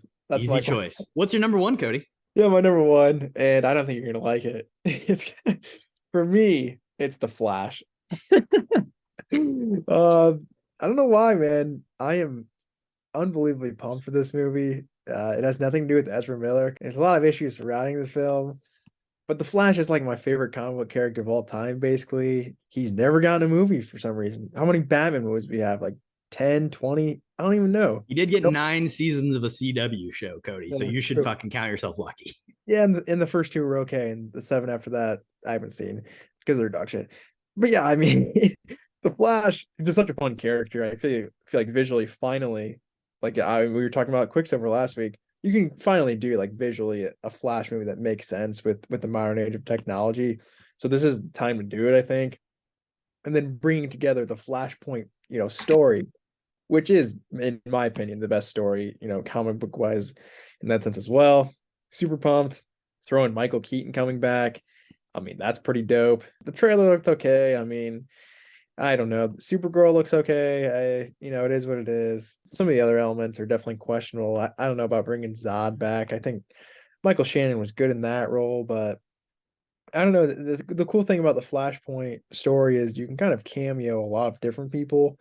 So I don't know how much they're actually showing. I mean, it is DC, so they usually show the entire movie. I think they've shot this movie like 7 different times, so they probably have a lot of different choices to decide. A lot of rewrites, probably a couple, just screenplay changes with the whole Ezra Miller situation as well. Yeah, I'm pumped. I love the Flash, and this might be the only movie that I see like Thursday night opening weekend the entire year, which is wild because I usually don't do that. But yeah, for the Flash, fuck it, I'll do it. I hope it proves me wrong. That's all I'll say. I won't bag on it too much. Oh, I don't think it's going to be that good either, but I hope it proves me both. Did you have any honorable mentions? Anything you were thinking about that you wanted to include in the top 5, Kody? I mean, there's so much to include. I didn't really have any, if I'm being honest. But I mean, how many good movies are going to be released this year? An insurmountable number. So I didn't have anything though. I think specifically, I've thought about maybe doing what's coming up in the next few months pod, maybe where we do like a deep dive on some of this stuff. So I'm sure there's a ton to talk about. I do want to shout out Air, which is a movie I have some personal investment in, as it is on my fantasy filmography team that we're doing with Carter and Jackson over at the Rough Cut Retrospective. But it's just like a lot of people I like. It's a story that it would interest me that's being told. And, I'm excited for that. It comes out in a couple weeks. So the hype isn't too high. And then the other one, Teenage Mutant Ninja Turtles Mutant Mayhem, this, Into the Spider-Verse animated-esque version of the Turtles movie. I just saw the 1990 Teenage Mutant Ninja Turtles movie in theaters yesterday before I went and watched the Oscars. Absolute classic. Love me some Ninja Turtles. Yeah. No, and I like the voice. Trailer looks hype. Yeah, the trailer was good. I like the voice cast a lot. I believe Jackie Chan is Splinter. Oh yeah, amazing. And they even had Post Malone as one of the lower villains, which I love too. So hopefully he contributes to the soundtrack. But yeah, no, I think that was a good choice in our draft as well. So I like that pick. All right, let's get to our next couple questions for our man Austin Nightenhelser. Hey KHAP and KHAP listeners, this is Austin, probably the best person to ever lived in 208 to Heart. But listen, I got a couple of questions for you guys. First up, what movie in 2023 are you guys looking most to see and potentially doing a pod over? Next question, do you guys see any smaller actresses or actors making it big this year? If so, who they are and what's your thinking behind them making it large? And last question, it's probably the best one. What's your guys' opinions on all the Fortnite collabs? I know we're some Fortnite veterans over here, so I wanted to see your guys' take on this. Thank you guys. Thanks to Austin. I appreciate that he addressed the listeners and us. There are other people, guests, but he threw some shots there at the beginning. How do you feel about that, Kody? Oh, I respect it. The best in 208 to Heart. That's definitely a good question. He's probably in the top 5, I'd say. So makes sense. First one, Kody. What is there anything that's coming out this year that you're excited to maybe cover on the podcast? I was thinking about it. We haven't covered a lot of movies at their release date, notably Spider-Man No Way Home, The Batman, and Avatar 2 are really the only ones we've done. We did do the first Dune like 3 or 4 months out from release, but what is there anything in 2023 you want to hit opening weekend and cover on the pod? Yeah, it's interesting. I mean, obviously it always depends on, how good the movie is, if there's a lot to talk about. I definitely have a short list that I think, are definitely possibilities. And then at the top of that list is Dune 2. I mean, I feel like if it is... It feels like one will do because we did the first one. And I mean, like, you really just like the Dune story, I think, and I just really love Denis Villeneuve. So it's kind of a perfect combo. But yeah, even if it's really bad, like that's a great one to talk about. So shout out Austin Butler. But past that, I mean, comic book wise, maybe The Flash, maybe Guardians, depending on those. But another one we have mentioned too, I think Oppenheimer would be a great one. I feel like there's so much to talk about. I feel like already there's a ton to rag on that movie already. It's so easily hateable with that cast. And I feel like there's going to be like some weird and wild directions. It's a Nolan film. I don't know what the hell's going to happen. So I think that'd be a good one. And it'd probably get really good views too, because I mean, it's the new Nolan film. So, just speaking in selfish views terms, those would probably be the easiest ones. But I mean, like I said, there's so much good stuff coming out. Everything you mentioned on your list, everything I mentioned on my list, I think it's always a possibility. But yeah, I feel like, the biggest hits of the summer, I feel like usually we would hit on it a little bit at least. Yeah, like I think we'll talk about most of the movies that get released in some capacity. But yeah, in terms of doing a full episode, we are usually pretty selective when it comes to new movies. It typically only happens when, like you or I see it and we're just like, I really want to talk about that because like there's something interesting to have a discussion. Spider-Man No Way Home, The Batman, like those were movies that just like we wanted to have discussions on. And, I think that's why those episodes worked. Avatar 2, Aiden really wanted to talk about it. So we I sat through that movie twice just for that episode. So shout out to that. But I think Dune 2 will definitely be one that we cover. Another one that I was thinking, maybe we didn't mention this in our most anticipated, but it's definitely up there for me. Across the Spider-Verse, the sequel to Into the Spider-Verse. We've done a lot of Spider-Man on this podcast in the past with The Amazing Spider-Man 2, Spider-Man No Way Home. It would maybe make sense to cover that one as a new release. And then we're not going to be doing a main series episode on Fast 10, probably. But I do want to shout out that when Fast 10 comes out, me and Jackson Mahuron, we've been working on something special for that and the entire Fast and Furious franchise. So be on the lookout for that. I completely forgot about Fast 10. That's even coming out this year. It's a good point. I hope we don't do a full pot on that one, but it's always a possibility. Hey, either the people might demand it or the movie might demand it. So that is true. I think the thing in the trailer, it's like, it's the beginning of the end or something too. So maybe when the finale comes out, that'd be a good one. But yeah, that's a good point. Shout out. That cast is unbelievable too. I mean, everyone in their right mind who's ever been in action movies in Fast 10. Well, and that's the thing. That movie has Jason Momoa, and they are retconning that he was there for Fast 5. So while we don't necessarily commit to covering whole series or covering sequels at all times, sometimes we cover the second or third movie. We did cover Fast 5, and Fast 10 is kind of the movie in that series most directly linked to Fast 5, so it may make sense to do a full Fast X pod, Cody. I don't know. Hey, tweet at us if you want it. I mean, Statham's in it. John Cena's in it. The girl from Doctor Strange is in it. There is no Rock. If The Rock was there, I think it would be a must. Han's in it. I mean, they have connections to basically every movie. Rita Moreno is in it. Yeah, true. Captain Marvel's in it. Brie Larson's in it. Who the hell isn't in this movie? So, yeah, there would be a lot to talk about with that one too. Hitting over that second question he asked, I really like this one. Who do you think has a chance at making it into the mainstream this upcoming year, Cody? Yeah, this is a tough one. And I do have a deeper cut pick that I'm sure you won't like. But first off, I mean, the obvious one, this is kind of a joke, but Jenna Ortega, she's literally going to be in every single movie for the next 10 years. So I guess this is kind of already her breakout year or breakout years. But that's the next, like Zendaya sort of, I don't know, name any other massive actress. That's her. Well, okay. You said Jenna Ortega, and I think it's then fair for me to throw out the almost the Jonathan Majors. Like, I think both of those people, they've already hit it big. If this podcast was 8 months ago, we could probably say both of those people, and then we could have bet on them and we'd be extremely rich right now. But it is clear those two have hit the point and it's only up for here, and they're going to continue to skyrocket. Jenna Ortega, Scream 6 came out this weekend and was fucking huge. She's great in it. She's going to have season 2 of Wednesday Addams, coming. And then of course, Jonathan Majors is in the biggest Creed movie of all time, is the next giant villain in the MCU, and will probably win an Oscar for a movie that came out at Sundance in January. So, those two are, that would be cheating, I would say, but you are right. Thank you. Appreciate that. The obvious picks, but might as well throw them out there. My other one, which it's still a little bit obvious, but a little bit less. I'm gonna say Bella Ramsey. They're in The Last of Us, which I think just finished up, which is, I mean, a massive hit there. And then, I mean, I already knew they were a great actor anyways, though, because I mean, Game of Thrones. Game of Thrones, yes. One of the best roles, I think, for a little kid of all time. It's only upward trajectory from here on out. I think pretty much similar to Jenna Ortega, but just maybe a little bit earlier on.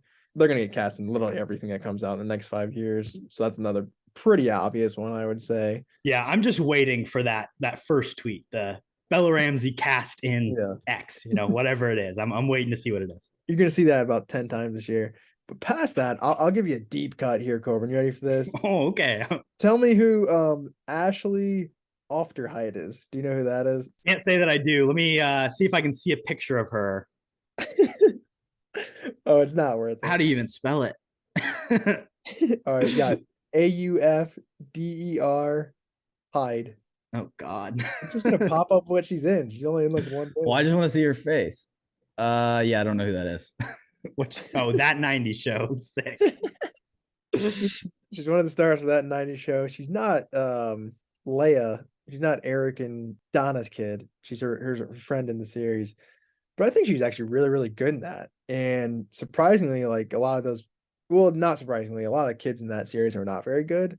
But I thought her specifically, like, she's actually a really good actress. So that's my low key one. That's like, oh, maybe put $1 on her, and because it's like plus 1,000,000 odds that she goes big. And if you hit it, you basically win the lottery. But that's my super deep cut, mostly just because she's in that 90s show. But I do genuinely think, like, out of that bunch, she's miles ahead of most of those actors. Yeah, I think that is while I haven't seen the show, I think picking people out from stuff like that, whenever a new Netflix show premieres, especially one that gets renewed for a second season that has a lot of eyes on it, the people involved are probably gonna, have some acclaim and get some other roles down the line. Whether or not it ends up working out, we'll see. But I like the long odds bet. My 3 here are all women, and to varying degrees, I would say one of them has probably also already made it. The other one is like half a step off, and the other one might take a little bit longer. So the one that has probably also already made it is Rachel Zegler. It's just we haven't seen a lot of work from her. So she was the star of West Side Story, and she has also been cast as Snow White in the upcoming live action version of that for Disney. Who knows when that's even going to start filming or happen, but she was cast before West Side Story even came out. So, she's kind of had a pin put on her for a while. She's also going to be appearing in Shazam! Fury of the Gods this upcoming weekend in kind of a smaller role, I think. And then also she's going to be starring in the Hunger Games prequel. So I think you've got the kind of the West Side Story precursor. She's going to have 2 huge movies at the box office this year, and then she's going to be Snow White. We're going to see a ton of Rachel Zegler in the next few years for sure. Yeah, I think this is sort of like her franchise building year. I mean, if Hunger Games explodes, which, I mean, it likely could. I don't know if it will. And then her moving into a Disney project too. I mean, that'll open the insurmountable number of doors for her. So I do like that pick. My next one, who is a person that just like, even in the last week, I feel like I've just been seeing everywhere. So it's kind of speaking to the power of it. But it is Ayo Edebiri. Do you know who that is, Kody? Maybe. What are they in? I don't know. Probably not.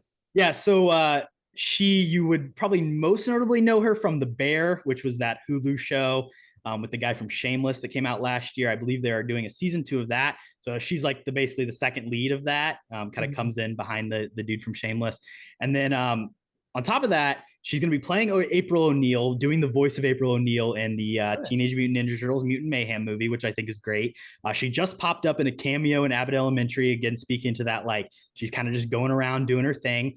She's got a movie premiering this past weekend at South by Southwest that I believe is on Jackson's team, or Carter's team, Bottoms, which is basically Fight Club, but with lesbians in high school, which sounds pretty interesting. Her and Rachel Sennett from a movie called Shiva Baby. It's also directed by the director of Shiva Baby, Emma Sigelman. So like, I think that's going to be a huge one. And then she's also going to be appearing in Thunderbolts. I'm not sure specifically what her role is, but I think that's going to be like the big, like, oh shit, yeah, this person has been well known for a few movies now. Dang. Oh yeah, I did not know that she's going to be in Thunderbolts. That's pretty awesome. And I've not seen The Bear. I've heard really good things about that though. That is on my list of one to eventually check out. Yeah, I honestly don't think I knew who that is, but it sounds like she's about to have a big year. So I actually really like that pick. Yeah, I feel like that's one of the few ones maybe I would have no idea who that is. I can't even put a name to a face. So respect for a deeper cut there. And then next for you, do you know who Storm Reed is, Kody? That name sounds very familiar. You've definitely seen her. So notably, she did have a movie Oh. come out in January. She was the star of Missing. She played the daughter who was looking for her mom. She's also the younger sister on Euphoria. She plays Zendaya's sister. What's that Disney movie with it's like time travel or some shit? Yeah, she was in A Wrinkle in Time. Yeah. She was in that.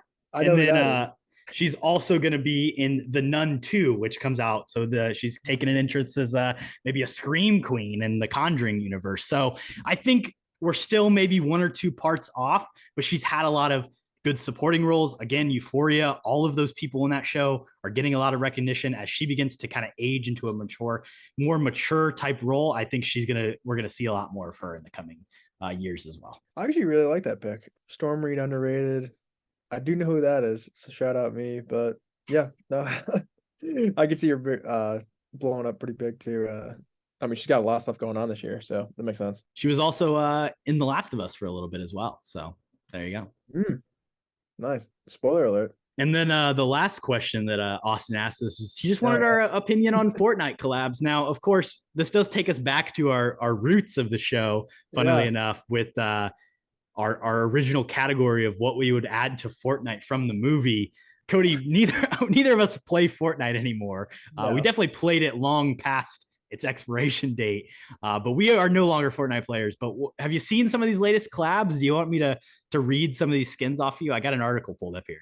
Oh, 100%. I was going to say, I mean, shout out back to season 1, rip our Fortnite category, just an all-time classic. Yeah, I don't think I've played the game. It's got to be close to a year now. So I'm not too sure of most of the collabs. Well, we've missed a lot, so I won't be able to cover them all. I would say the general theme is just that I suffer under capitalism is the theme for general what Fortnite is bringing to the table. Notably, Adonis Creed made an appearance. That's the most recent collaboration.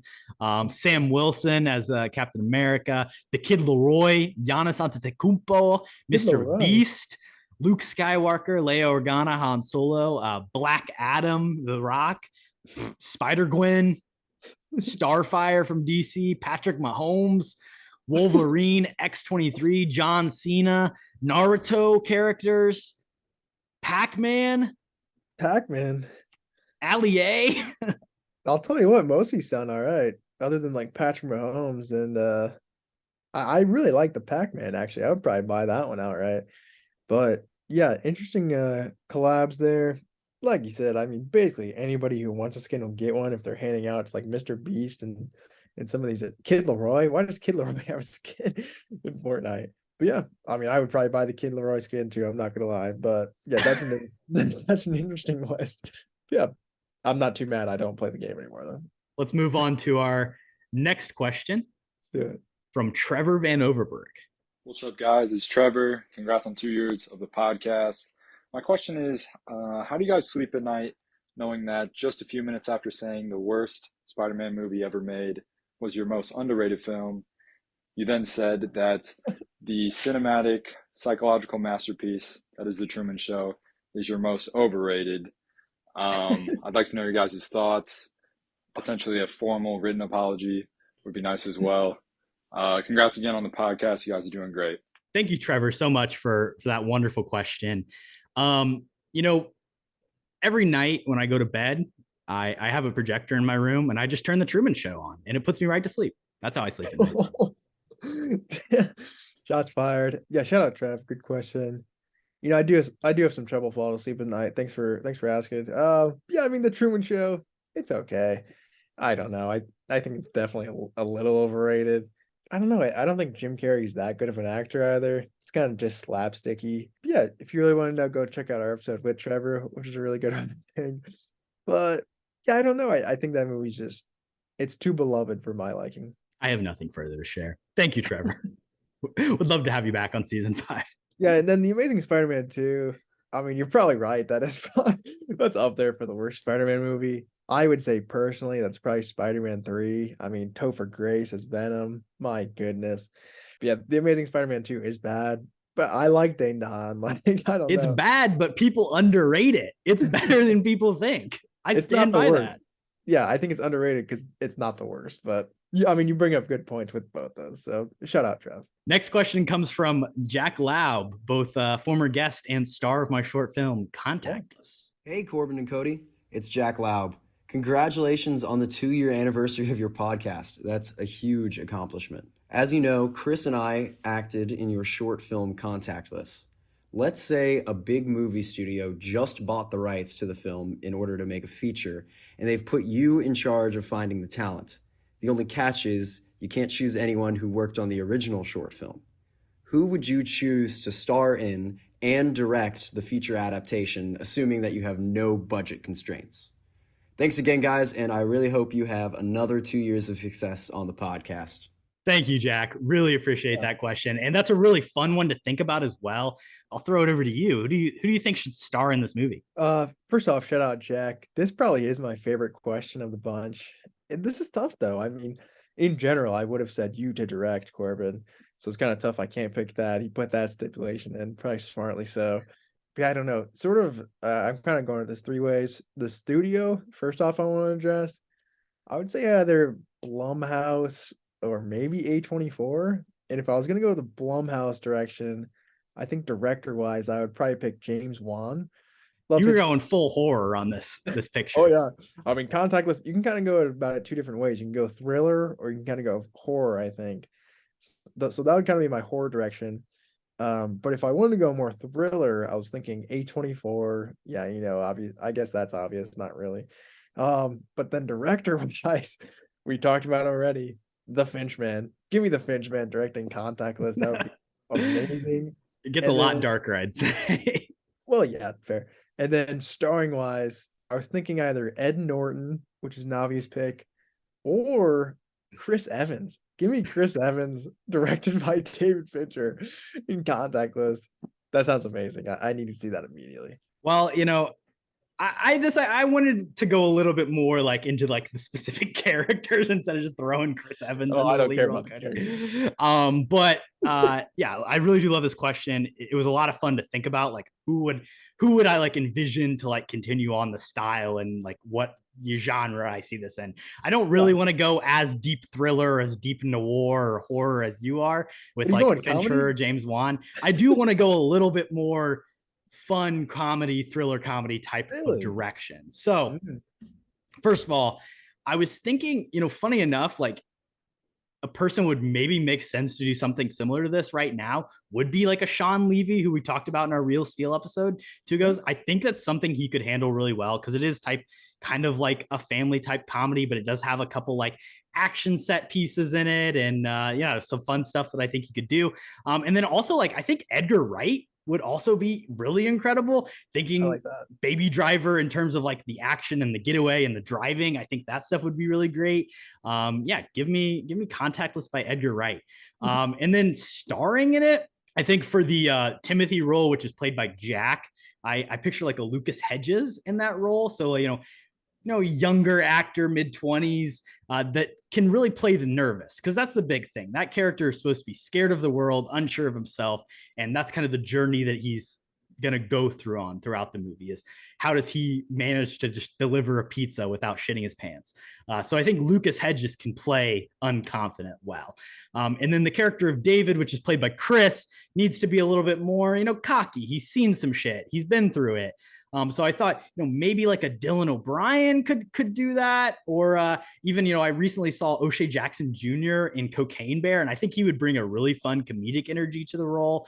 Throw him in just like completely tired of the bullshit of like the young, inexperienced, nervous delivery driver. I think that dynamic with Lucas Hedges would be really funny. Yeah, I like that aspect of it for sure. I think we just thought different directions again. I do really like Edgar Wright for that pick for that subgenre. And O'Shea Jackson's a great pick too. I don't know if I'm completely sold on Lucas Hedges. Maybe throw a little Timmy Chalamet in there. I think that'd be a good role for him. A little bit different from what he normally does. Yeah, I could see it. Just because he plays, dick in every movie. That's all I'm saying. Give him something else to do. Lucas Hedges I feel like a nervous nerd in every movie. So fair. And I did want to cast the cop role as well, which is notably played by me. And Nick Offerman, I mean, had a big breakout return in The Last of Us recently. You know, he doesn't typically play villains, but I think this is his chance to kind of, you know, be the evil guy. And I think it could work because initially when you meet the cop character, you're kind of supposed to be a little bit unsure. Are you supposed to like this guy? Is he trustworthy? And I think Nick Offerman is such a friendly face at first. You'd be like, okay, yeah, cop, he's going to save the day. He's going to help these guys out. And then you get a good turn from him, which I think would be great. And great mustache as well. Oh, perfect mustache. There's a perfect cop mustache too. So I think that fits perfectly. But yeah, I mean, I don't know how anybody can replace that role. I think that's got to stay, you know, the original cast. But I guess if you had to pick somebody, Nick Offerman's a good one. Looking forward to seeing Edgar Wright's contact list coming out next year. I'd still rather see Finch Mans, but that's just it. Our next question comes from Carter Sim. Hey boys. Oh, you're talking. Sorry. Cut that. Hi. Hi, Abbi. We're not cutting it. That's it. Okay, I'll go. Hey, boys over there at Kody and Korbin Have a Podcast. This is Carter Sims from the Rough Cut Retrospective. I've got a question for you boys. If you could be an extra in any movie in history, what movie would it be? This is a really fun one. And I think it's especially fun because you could probably interpret it in a lot of different ways. Like, why would you want to be an extra in a particular movie? So I'll throw it over to you, Kody. What movie would you love to be an extra in? This was a tough one. I feel like if I put, like, I feel like the more that I think about this, like the entirety of different directions you could go, my first thought, and like extra is interesting because it's not necessarily saying like you have a role in the film, but I mean, you're there. So my thought process is go into a movie that has a small cast. So even if you are an extra, like you're going to be somewhat memorable. So because of that, I went Arrival, which I feel like is about probably like 5 name actors, if that. But like if I was just like one of the extra guys who was trying to like bomb the aliens, or like one of the guys, generic army guy. Yeah, or if I was like one of the general guys, like I would have like 2 lines because that's everyone in the movie because there's nobody cast that movie. So that's my initial thought. Past that, I mean, again, I'm a comic book guy, so like throw me in any MCU movie, any X-Men movie, just like in the background, and then like put me in a cool costume, and then people online are gonna be like, oh, that's one of the D-list characters. Like, that's a cool extra. He's gonna be in the next movie. And then you want like an entire backstory formulated by an online community that creates a Twitter account. And then maybe it'll blow up or something, and I'll get like a spin-off series of my own. So kind of that one for maybe personal gain, and then Arrival. Obviously, that's a personal choice too. But I don't know. You can like I said, go 100 different directions, and I think there's not really a bad answer here. So definitely a fun question. First heard this, I thought like maybe you pick a movie that's just you would want to be there for the making of it. Like not even necessarily you want to be on, like you just want to be a part of it. So I think to like my favorite movies, also directed by amazing people, Catch Me If You Can, Lady Bird, The Social Network, Inception. I would love to just sit there and watch Spielberg work while I'm in the back of the scene. I'd love to see Greta Gerwig direct a scene. David Fincher, Christopher Nolan. Like these are people, like I think it would be so cool to just be there and watch it all happen. On top of that, in terms of just like wanting to be a part of like a big fun moment in a movie, I mean, I'd love to be a part of any of those party scenes in The Wolf of Wall Street. Those seem like just a blast to shoot. Ferris Bueller's Day Off. Put me in the parade scene while they're singing Twist and Shout. Like that shit would be so cool. Project X. Oh, man. Some of the Babylon stuff. Some like there's so many like great like giant scenes that I think would just be so cool to just basically party in. Yeah, that's a great point. I did not think of that at all. I mean, even like Superbad, you could go on with just like super fun movies to be a part of in filming. Yeah, that's a great point. Let's move on to our next question from Dylan. Hello, guys. I want to start off by saying I hope everything is all well with everybody and everybody's jobs are going great. I can't believe it's been 2 years since you guys started this podcast in the good old 208 DeHart Street. I want to thank you for allowing me to submit a couple questions here. So my first question is, since you guys have started this 2 years ago, what is your guys' favorite episode that you guys got to record? And then my second question is kind of directed more towards Mr. Webb. Do you believe that Romeo Langford is a lottery pick? Well, I think we should probably address. Thanks for having me on, guys. Have a good one. Take care. Well, I think we should. I think we should probably address the first question there. Romeo Langford, Kody, yes or no? Is he a lottery pick? That might have to be the clip of the week right there. Technically, yeah, I guess Romeo Langford is a lottery pick, but I mean, not really in the sense of the word, no. So my final answer would be no. For the uninformed, Kody and I, and probably our greatest argument of all time, had a screaming match in our old apartment of 30 Hilltop, apartment 15. And Kody, you contended that Romeo Langford, selected 13th overall, was not a lottery pick. You did have, essentially your thinking was what, Kody? Well, what I just said, technically, yeah, sure, he's considered a lottery pick. But I mean, he's like the last pick in the lottery. He was picked 14th. Yeah. So you were like, if they're not top 10, they're not a lottery top 10, pick. Top 12. Yeah. I mean, he went to a pretty good team that almost made the playoffs. So, it is what it is. Good question from Dylan, bringing back old fires between me and Korbin. But I think that's got to be the clip of the week. Roll that clip immediately. It's in the lottery, but they picked Romeo Langford. He's not a lottery pick. And they took Matisse Steibel at like 22nd. You fucking stupid. He's shit though. If he was a lottery pick, he'd be starting. He'd be playing. You're saying, I get that it's in the lottery, but if you have a 1% chance. His first question, Kody, what's your favorite episode? I really struggle to pick because we've done so many. It's hard to even remember what has happened in any of these episodes. But of your children, which one's your favorite? I feel like possibly we've been asked this before, or we just ask ourselves this, I guess. But there's always a few that come to mind for me. One of the first ones is the first one, Gone Girl. I think that season 1, episode 1, it's definitely one of my favorites, kind of just kicking everything off. And just a really good episode, I think. I feel like we kind of tailor the categories perfectly for Gone Girl for season 1. Maybe not for the rest of the season, but I really enjoyed that first episode. Past that, one of my personal favorites too is the Interstellar episode. Kind of just ruining somebody's favorite movie.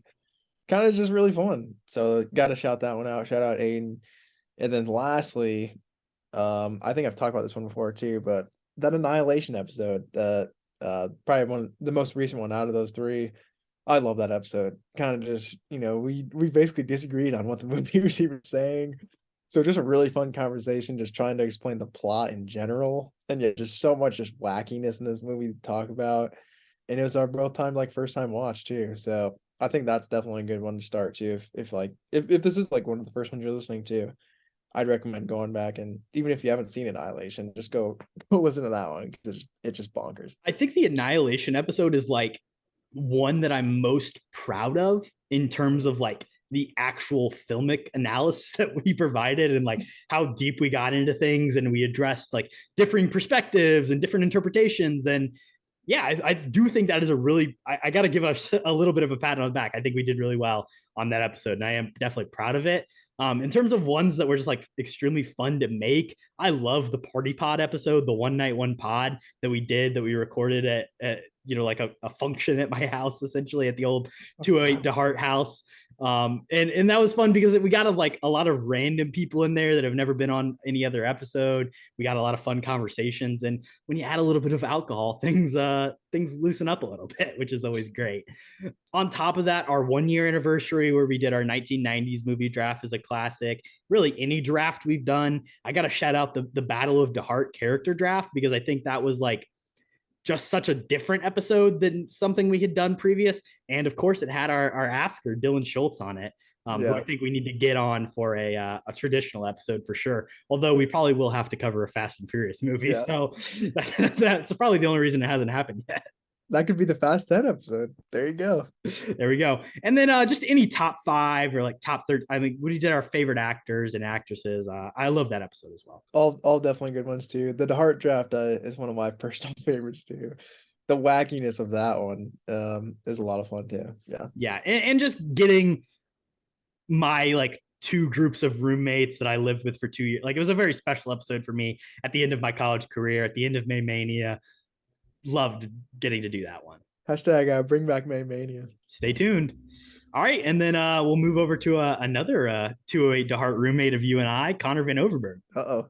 Hey, Kody and Korbin. Congrats on your 2-year anniversary of the podcast. This is your first ever guest and default favorite guest for the pod. And for my questions that I have for you, out of the movies you've reviewed, which would you want to make a cameo in, and what would it be, or what would you do during it? And the second one is, if you had the opportunity to go back and see 3 movies again for the first time, which ones would you choose? First one's a little bit similar to our extra question, but I definitely took it in a different direction. So let's start with that. Cameo, I mean, you hate this. You hate that Matt Damon is in Interstellar. So why don't I just steal his cameo and make it my cameo? I mean, I think it'd be cool to be in a Nolan movie again. We have addressed that fact, but to play that role, I think would be really fun as well, kind of being the villain of the movie. Yeah, and I think that would work better with a no-name actor like yourself too, and not Matt Damon, who's god awful in that movie. But yeah, that's actually a really good one that I didn't think about. So I back that completely. What were you thinking cameo-wise, Kody? Yeah, I was thinking of a couple ones, and obviously you mentioned that it had to be a movie that we covered too. I think one that would be really fun would be Ferris Bueller's Day Off. And I'm not there's too many like parts, I guess, to pick in that one. But I guess my one cameo would be in the parade scene. And I guess this is kind of similar thinking to just wanting to be there. But I would want to be one of the people dancing on top of the parade with him at that for some reason. But that was the first thing that popped in my head. The second film that popped in my head was actually Contactless. I want a cameo in Contactless. If we can go back, I really, really want to be in that film. There's not too many parts to really pick out. But obviously the one that I would want would either be Austin's role of the murderer or Jacob Hughes' role as the person getting murdered. I think probably Hughes' role would be a little bit more fun, and it is a bit more of a cameo, I would say, than Austin's role. But yeah, I mean, how can you not want to be in Contactless? So that is 100% my main pick. Hey man, if you hadn't graduated, you very well would have been roped into it, because that's what happened with Austin and Jake. They were forced to. Well, I'm pissed I missed it, but yeah. 2 others that I had kind of thought about, just kind of funny one-off ones. The kid at the beginning of Holes that purposely gets bitten by the rattlesnake. I think that'd be a fun little cameo to have, get my Holes action in. And then playing either of the old people that jump off the cliff in Midsommar would be just, good bit. Yeah, that's funny. Yeah, okay. No comment on that. 3 movies that we wish we could see again for the first time. Kody, what were you thinking, man? This is a great question. And it was tough. I mean, for me, it's kind of like what movies had a massive impact on me the first time I saw them. And I mean, the 2 for me are for sure like Arrival and The Prestige. I feel like any sort of massive twist movies is a really good pick here, because your first time seeing it is just 100 times different than like the second and the third and the fourth, and you never really get to go back to the feeling that first time. In Prisoners, I guess that's not on my list, but that's another good one too. Kind of just like, you don't know what's going on the entire time, so like that first watch is really unique, I think, compared to every other watch. But I'm going to go Arrival. I'm going to go The Prestige, and then my third, I'm actually going to go with The Dark Knight. I feel like coming off of Batman Begins, you didn't really know like really what you were getting yourself into in this movie. Obviously, Heath Ledger as the Joker was not an extremely popular pick going into it. And then his, posthumous, however you say that word, death is just unbelievably unfortunate. So I feel like going into that movie, you kind of feel bad of like, maybe he's not going to be the best. And then turns out to be one of the best performances of all time. I think just the shocking, twists and turns in that movie is, again, just stuff you don't really get to see any other times on any sort of rewatch.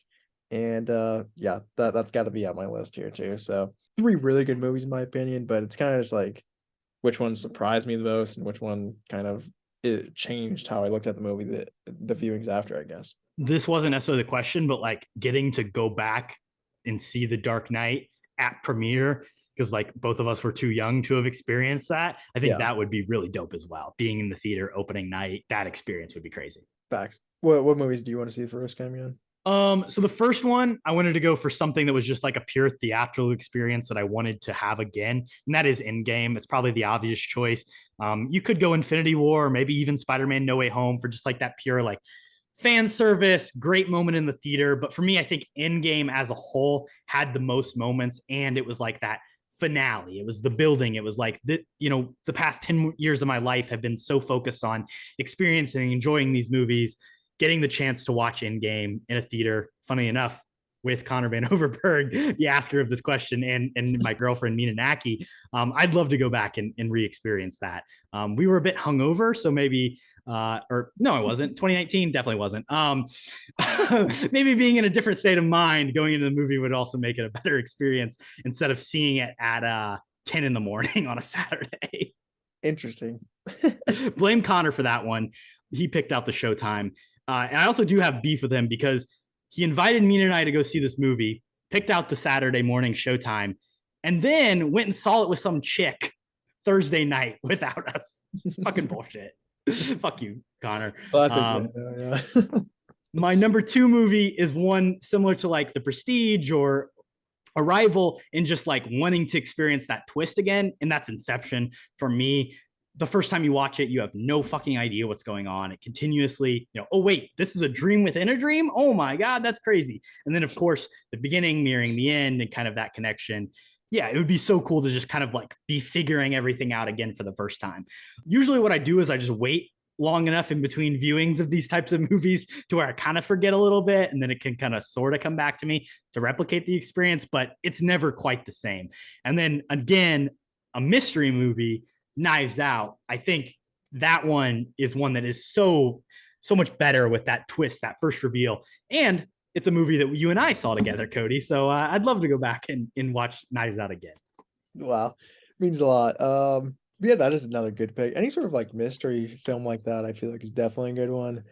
I don't know if I've revisited that one that many times either. So I don't know how much drastically you would even remember like on some of those, like you mentioned, if you wait a while. Maybe that's the strategy. If you get like a really good twist movie, don't watch it again for like 5 years and then come back to it. I kind of like that. All right, let's move on to our next question. Speaking of, Mina Nacke. Ooh. Hey guys, happy 2 years of the pod. So my question for you is, who was the better regional manager replacement for Michael Scott in The Office? D'Angelo Vickers, played by Will Ferrell, or Robert California, played by James Spader? Thanks. Great question for Mina. And I do have to give her a special shout out as well for kind of helping produce this episode. She did a lot of legwork, helping put the questions together, kind of listening through them, making sure everything was good. So special shout out to her. And thank you for asking this question. D'Angelo Vickers versus Robert California, the battle of the bad bosses, in my opinion. They both kind of suck. I think in a fist fight, D'Angelo Vickers probably wins. He's got the reach on James Spader. Will Ferrell does. Although James Spader, he probably fights dirty. So it would definitely be a close call. In terms of trying to seduce someone, maybe Robert California wins that battle. He is got a very alluring air to him. But in terms of managing, I think they're just both shit options. I think Vickers maybe, lets his people work a little bit more. Robert California has a little bit more interference in the day-to-day workings, in the micromanaging of things. So I guess I go Vickers here. Interesting. I would have figured you gone the other way, but yeah, I don't mind that choice. Oh yeah, and shout out executive producer Mina Nacke. Big props per usual. And this is a great question. This is probably my second favorite. It's tough. It is tough. I mean, you got the Lizard King versus, Michael Jordan himself, basically in the flesh. And yeah, it's kind of like the dog whisperer versus the wrestler. In a fist fight, it's tough because D'Angelo Vickers, he's got his dogs with him. And I mean, the Lizard King, I don't know if I'd mess with him. So it's kind of a toss up in that realm. I think management wise, it's a no doubter though. It's D'Angelo Vickers in my mind. He's got the Southwest vibe going in his office. He's just got a good personality. Everybody sucks up to him. Everybody's kind of scared of Robert California, likely because he is the Lizard King. But yeah, also just James Spader in general. I don't know, that he kind of just comes off really creepy, and I guess it works for a couple episodes. but then they kind of like switch up continuously, like who his character is, and kind of, is he a hard ass? Is he not a hard ass? So for me, I'm just gonna stick with the smaller sample size and go with Will Ferrell and D'Angelo Vickers. Yeah, there's more potential there. there's untapped potential. We don't know. He broke his head open, so we never got to experience the full power of the Vic man. True. And like D'Angelo, he's introduced like in conjunction, excuse me, with Michael Scott leaving the show too. So kind of just like warm feelings about those couple episodes that he's in with Steve Carell as well. And they have some good back and forth, but James Spader's got to play off, Andy the entire time. So not much really to work with there. Yeah. Great question, Mina. Let's move on to our next one from Jackson Mahuron. Hey there, Cat Podcast. It's your other favorite co-host from the Rough Cut Retrospective, Jackson. And my question for you wonderful boys is, if you guys were competing on Survivor, what would the other co-host's strengths and weaknesses be playing the game? Oh. See, I like this question because Jackson, asks us to kind of look at each other rather than ourselves. And I think, who would be the best judge of the other on the Survivor? I mean, it's us. So I'll start here. So strengths and weaknesses of Kody on Survivor. And I mean this all with love. So first of all, as a strength, people might not know this, but Kody is sneakily athletic. And I do say sneakily, which I think will work to your advantage. Kody, I know you don't like me saying sneakily, but the thing is, on Survivor, you don't necessarily want to come off as, oh, here's this great powerful force that's going to do well in challenges. So I think you have that to your advantage because you are an athletic person. I think you would do well at balancing. I think you'd be doing great with all the throwing the balls and the different stuff like that. Not sure how you do in water, but I think challenge-wise, you would do better than your tribe would expect you to. So I think that would cause you to last until we get to the individual immunity challenges, and then maybe you might be able to make a little bit of a run. So you got that. You obviously know the game very well. You're a student of the game, but so is everybody else in Survivor. So, are you better than us? I think you could float really well between different groups, kind of playing the double agent thing. I do think that may be a harm to you because I think you might struggle to come up with like a singular number one ally that is your guy, like building that, who's going to be your connection that you go for deeply. I think you'd be able to have a good group alliance and be able to jump back and forth and kind of be that float vote when people need you. But when it comes down to some singular person having your back, I don't know. You might struggle with that. Just my opinion. I think you and I would both struggle as survivalists in general. Put us out in the woods camping. I don't think that's either of our fortes. And Kody, you're a little skinny. You'd probably need to put on some pounds before you head out to Survivor because you're not going to be eating for a couple days. I love that analysis. Honestly, I feel like you just described a pretty good player. So I'll take that. Sneakily athletic. I guess that's kind of a good thing in Survivor. You're not wrong. Don't really want to get outed as a physical threat in the first few days. So I like that. My first big weakness for you as well was going to be we're not going to survive on our own out there. Like hopefully somebody else on our tribe knows what they're doing. Cause we're screwed. Like if me and you are just on the tribe together, like we voted everybody else out, like we're screwed. We're starving to death. So I think that's the first big one.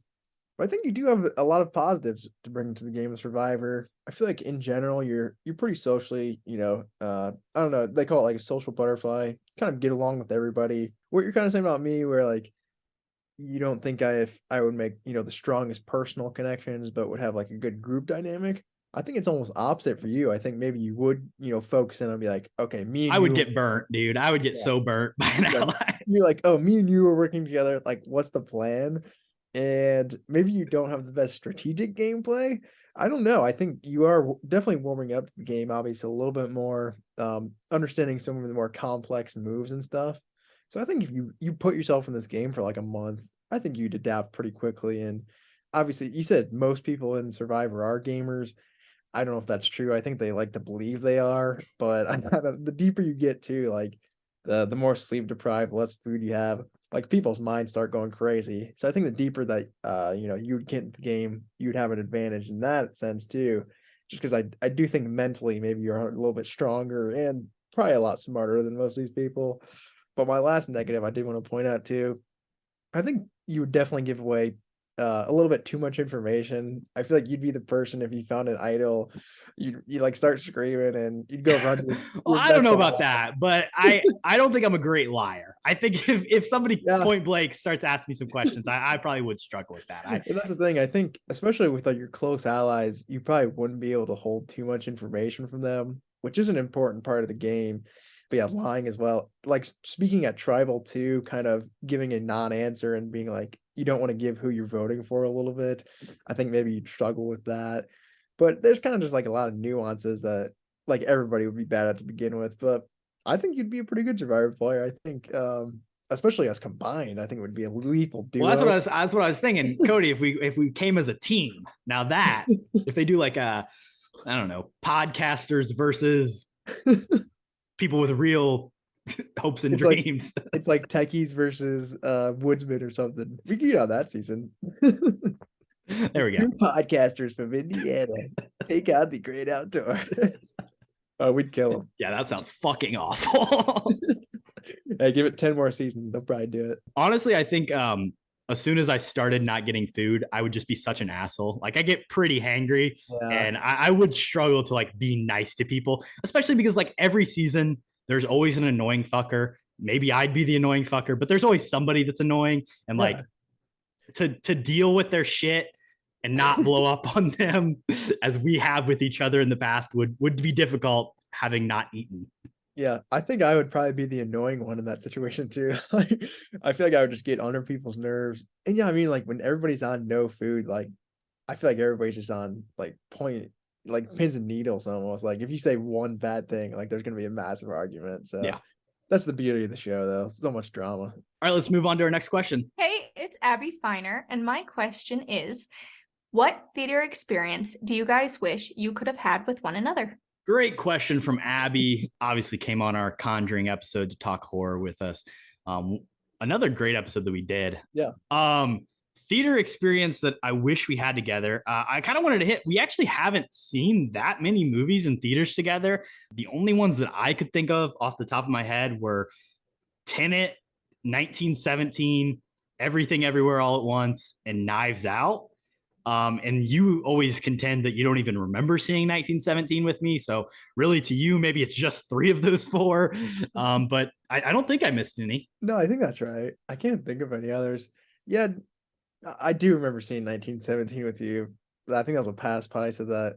But yeah, I think we had like weird seating and kind of sat separate or something, but great film. But yeah, which ones would you want to see with me? You didn't even say. Nothing. I don't want to see anything with you. Well, I don't blame you there. I feel like the obvious picks. I mean, you already brought up Endgame. I actually saw that with my brother Jason, and he may have been like the worst person to go see that with.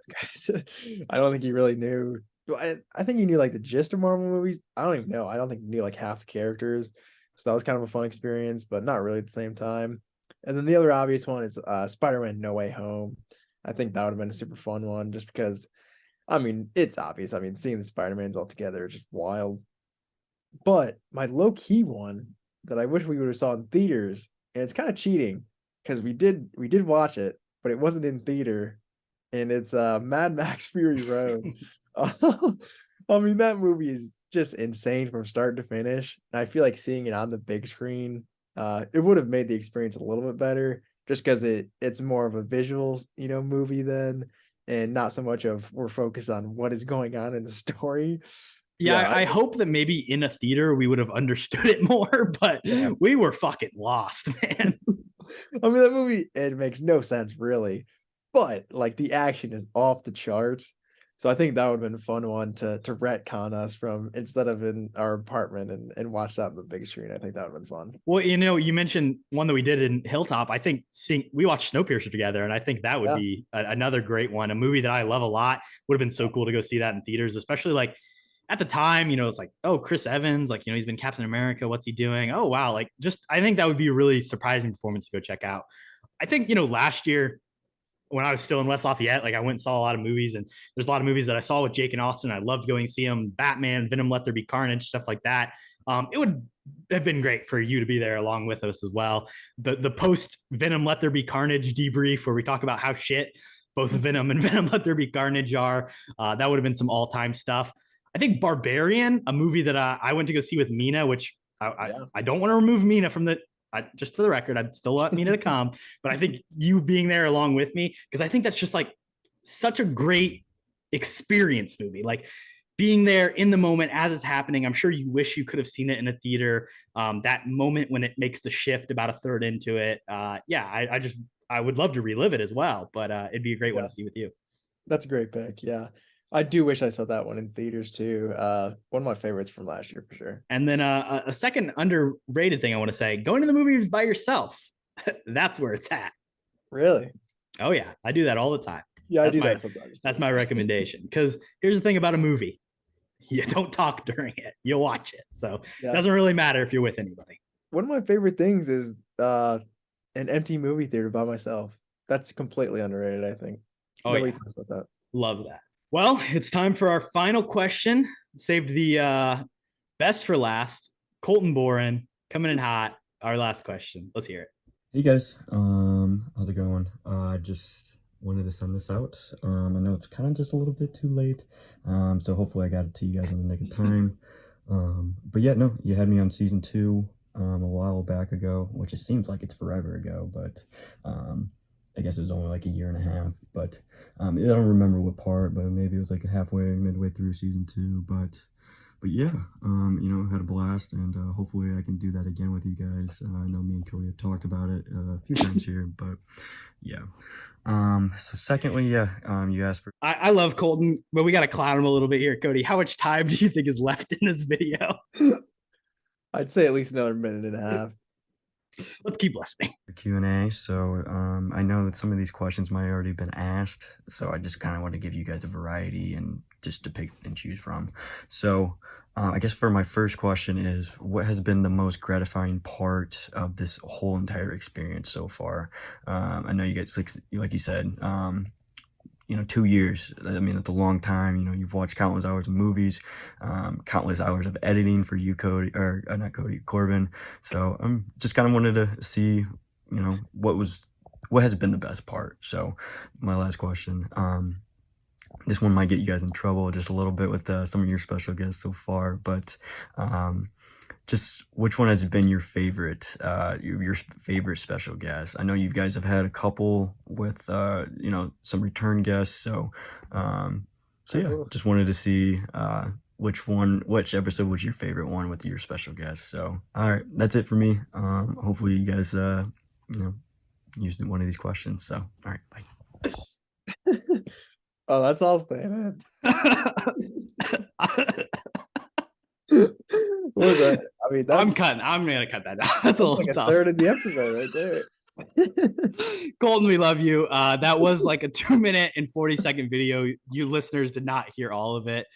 There was one question that had already been asked, so we cut that out. Yeah, I mean, he's trying to get us into a little bit of hot water, asking what our favorite guest of all time is. That's kind of crazy. That's a tough one. I mean, it's so hard to choose, I feel like. Do you have? I think we had a specific number of how many different people we've had on.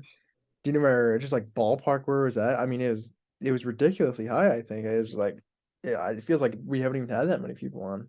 We've had 27 guests on the show. That's crazy. And shout out to all 27. For my pick, I do want to equally pick all 27, but I'll shout out a couple people. Obviously, I mean, Colton, like you said, he had a fun episode back in season 2. Shawshank, definitely a good one. I mean, there's too many names. Emmy McLaughlin, we haven't given her a shout this episode. Jacob Sebasti, he's coming on again, probably ASAP here. I mean, the list goes on and on and on. Honestly, Connor Vano, he mentioned he was the first guest we had. I think he needs to come back on as well. I think, season 1 alum need to work their way back around in season 5. But yeah, that's just to name a few of my faves. I mean, Junior as well is of course in there too, but go ahead, Corbin, take it away. I mean, we could literally name every single one of them off, and I'd agree with you. Yeah, I mean, I think all of our guests are great. We've talked about all of them at different points, and so thankful to have any of them come on the podcast. obviously got to shout out my girlfriend, Mina Nacke, and my brother, Kade Zvokel, two people most closely related to me and in that sense. So definitely got to give those two the top two prize. But no, I want to thank everybody who's ever come on. We've had so many great guests, and we're going to have a ton of great ones in the future. I love bringing on new guests. Plug. If you want to come on the show, let us know. Yeah, I mean, just bringing on new perspectives is always fun. And then, kind of ripping into their personal favorite movies is another, just, one of my favorite things to do. But in general, I mean, for me, some of the most favorite things of just doing this for the past couple of years, honestly, just watching a bunch of new movies. And then with that too, watching a bunch of nostalgic movies. I think that's kind of the cool mix that we do on here a lot, of kind of getting into a bunch of new stuff that I haven't seen, and then also revisiting stuff that I really, really love. I think it kind of does have that perfect balance.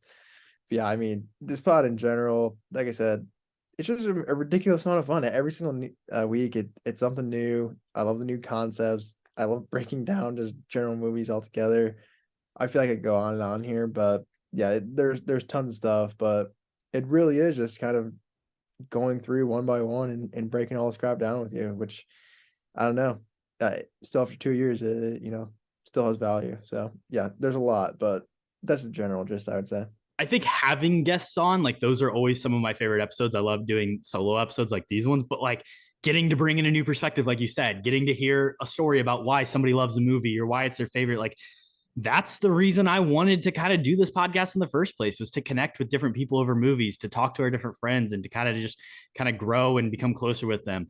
Primarily, like, this has been about you and I's friendship and being able to stay in contact despite me moving to the East Coast and us being, 10 hours away from each other at any given time. So I think it's really cool that we're able to, Zoom and connect every week and just chat about movies, and also to share that with, different people who are listening. It's been a ton of fun, and it's just something I love doing, and, we're going to continue to do it as long as we can. And, here's to two more years for sure. Oh yeah. Cheers to that, brother. Well, I want to say thank you to everyone listening, anybody that's ever listened over the 2 years, whether or not you made it this far, probably not, but thank you. Thank you to all our guests. Thank you to everybody who took the time to send in questions. Thank you to Kody for being here for these 2 years. Thank you to Mina for helping out with this episode. You're welcome. Also, thank you to Corbin for being here for the last 2 years as well. I'll just shout him out. But yeah, ditto everything he said. Shout out all the guests. Shout out all the people who sent in all these awesome questions and helped us out for this 2-year anniversary special. And yeah, 2 years down, definitely 2 more to go, and a lot more after that too, hopefully. But yeah, appreciate all you guys. Thanks for listening, and we'll catch you in the next one. Stay capping. Peace. Peace. What you've just said is one of the most insanely idiotic things I have ever heard. At no point in your rambling, incoherent response were you even close to anything that could be considered a rational thought. Everyone in this room is now dumber for having listened to it.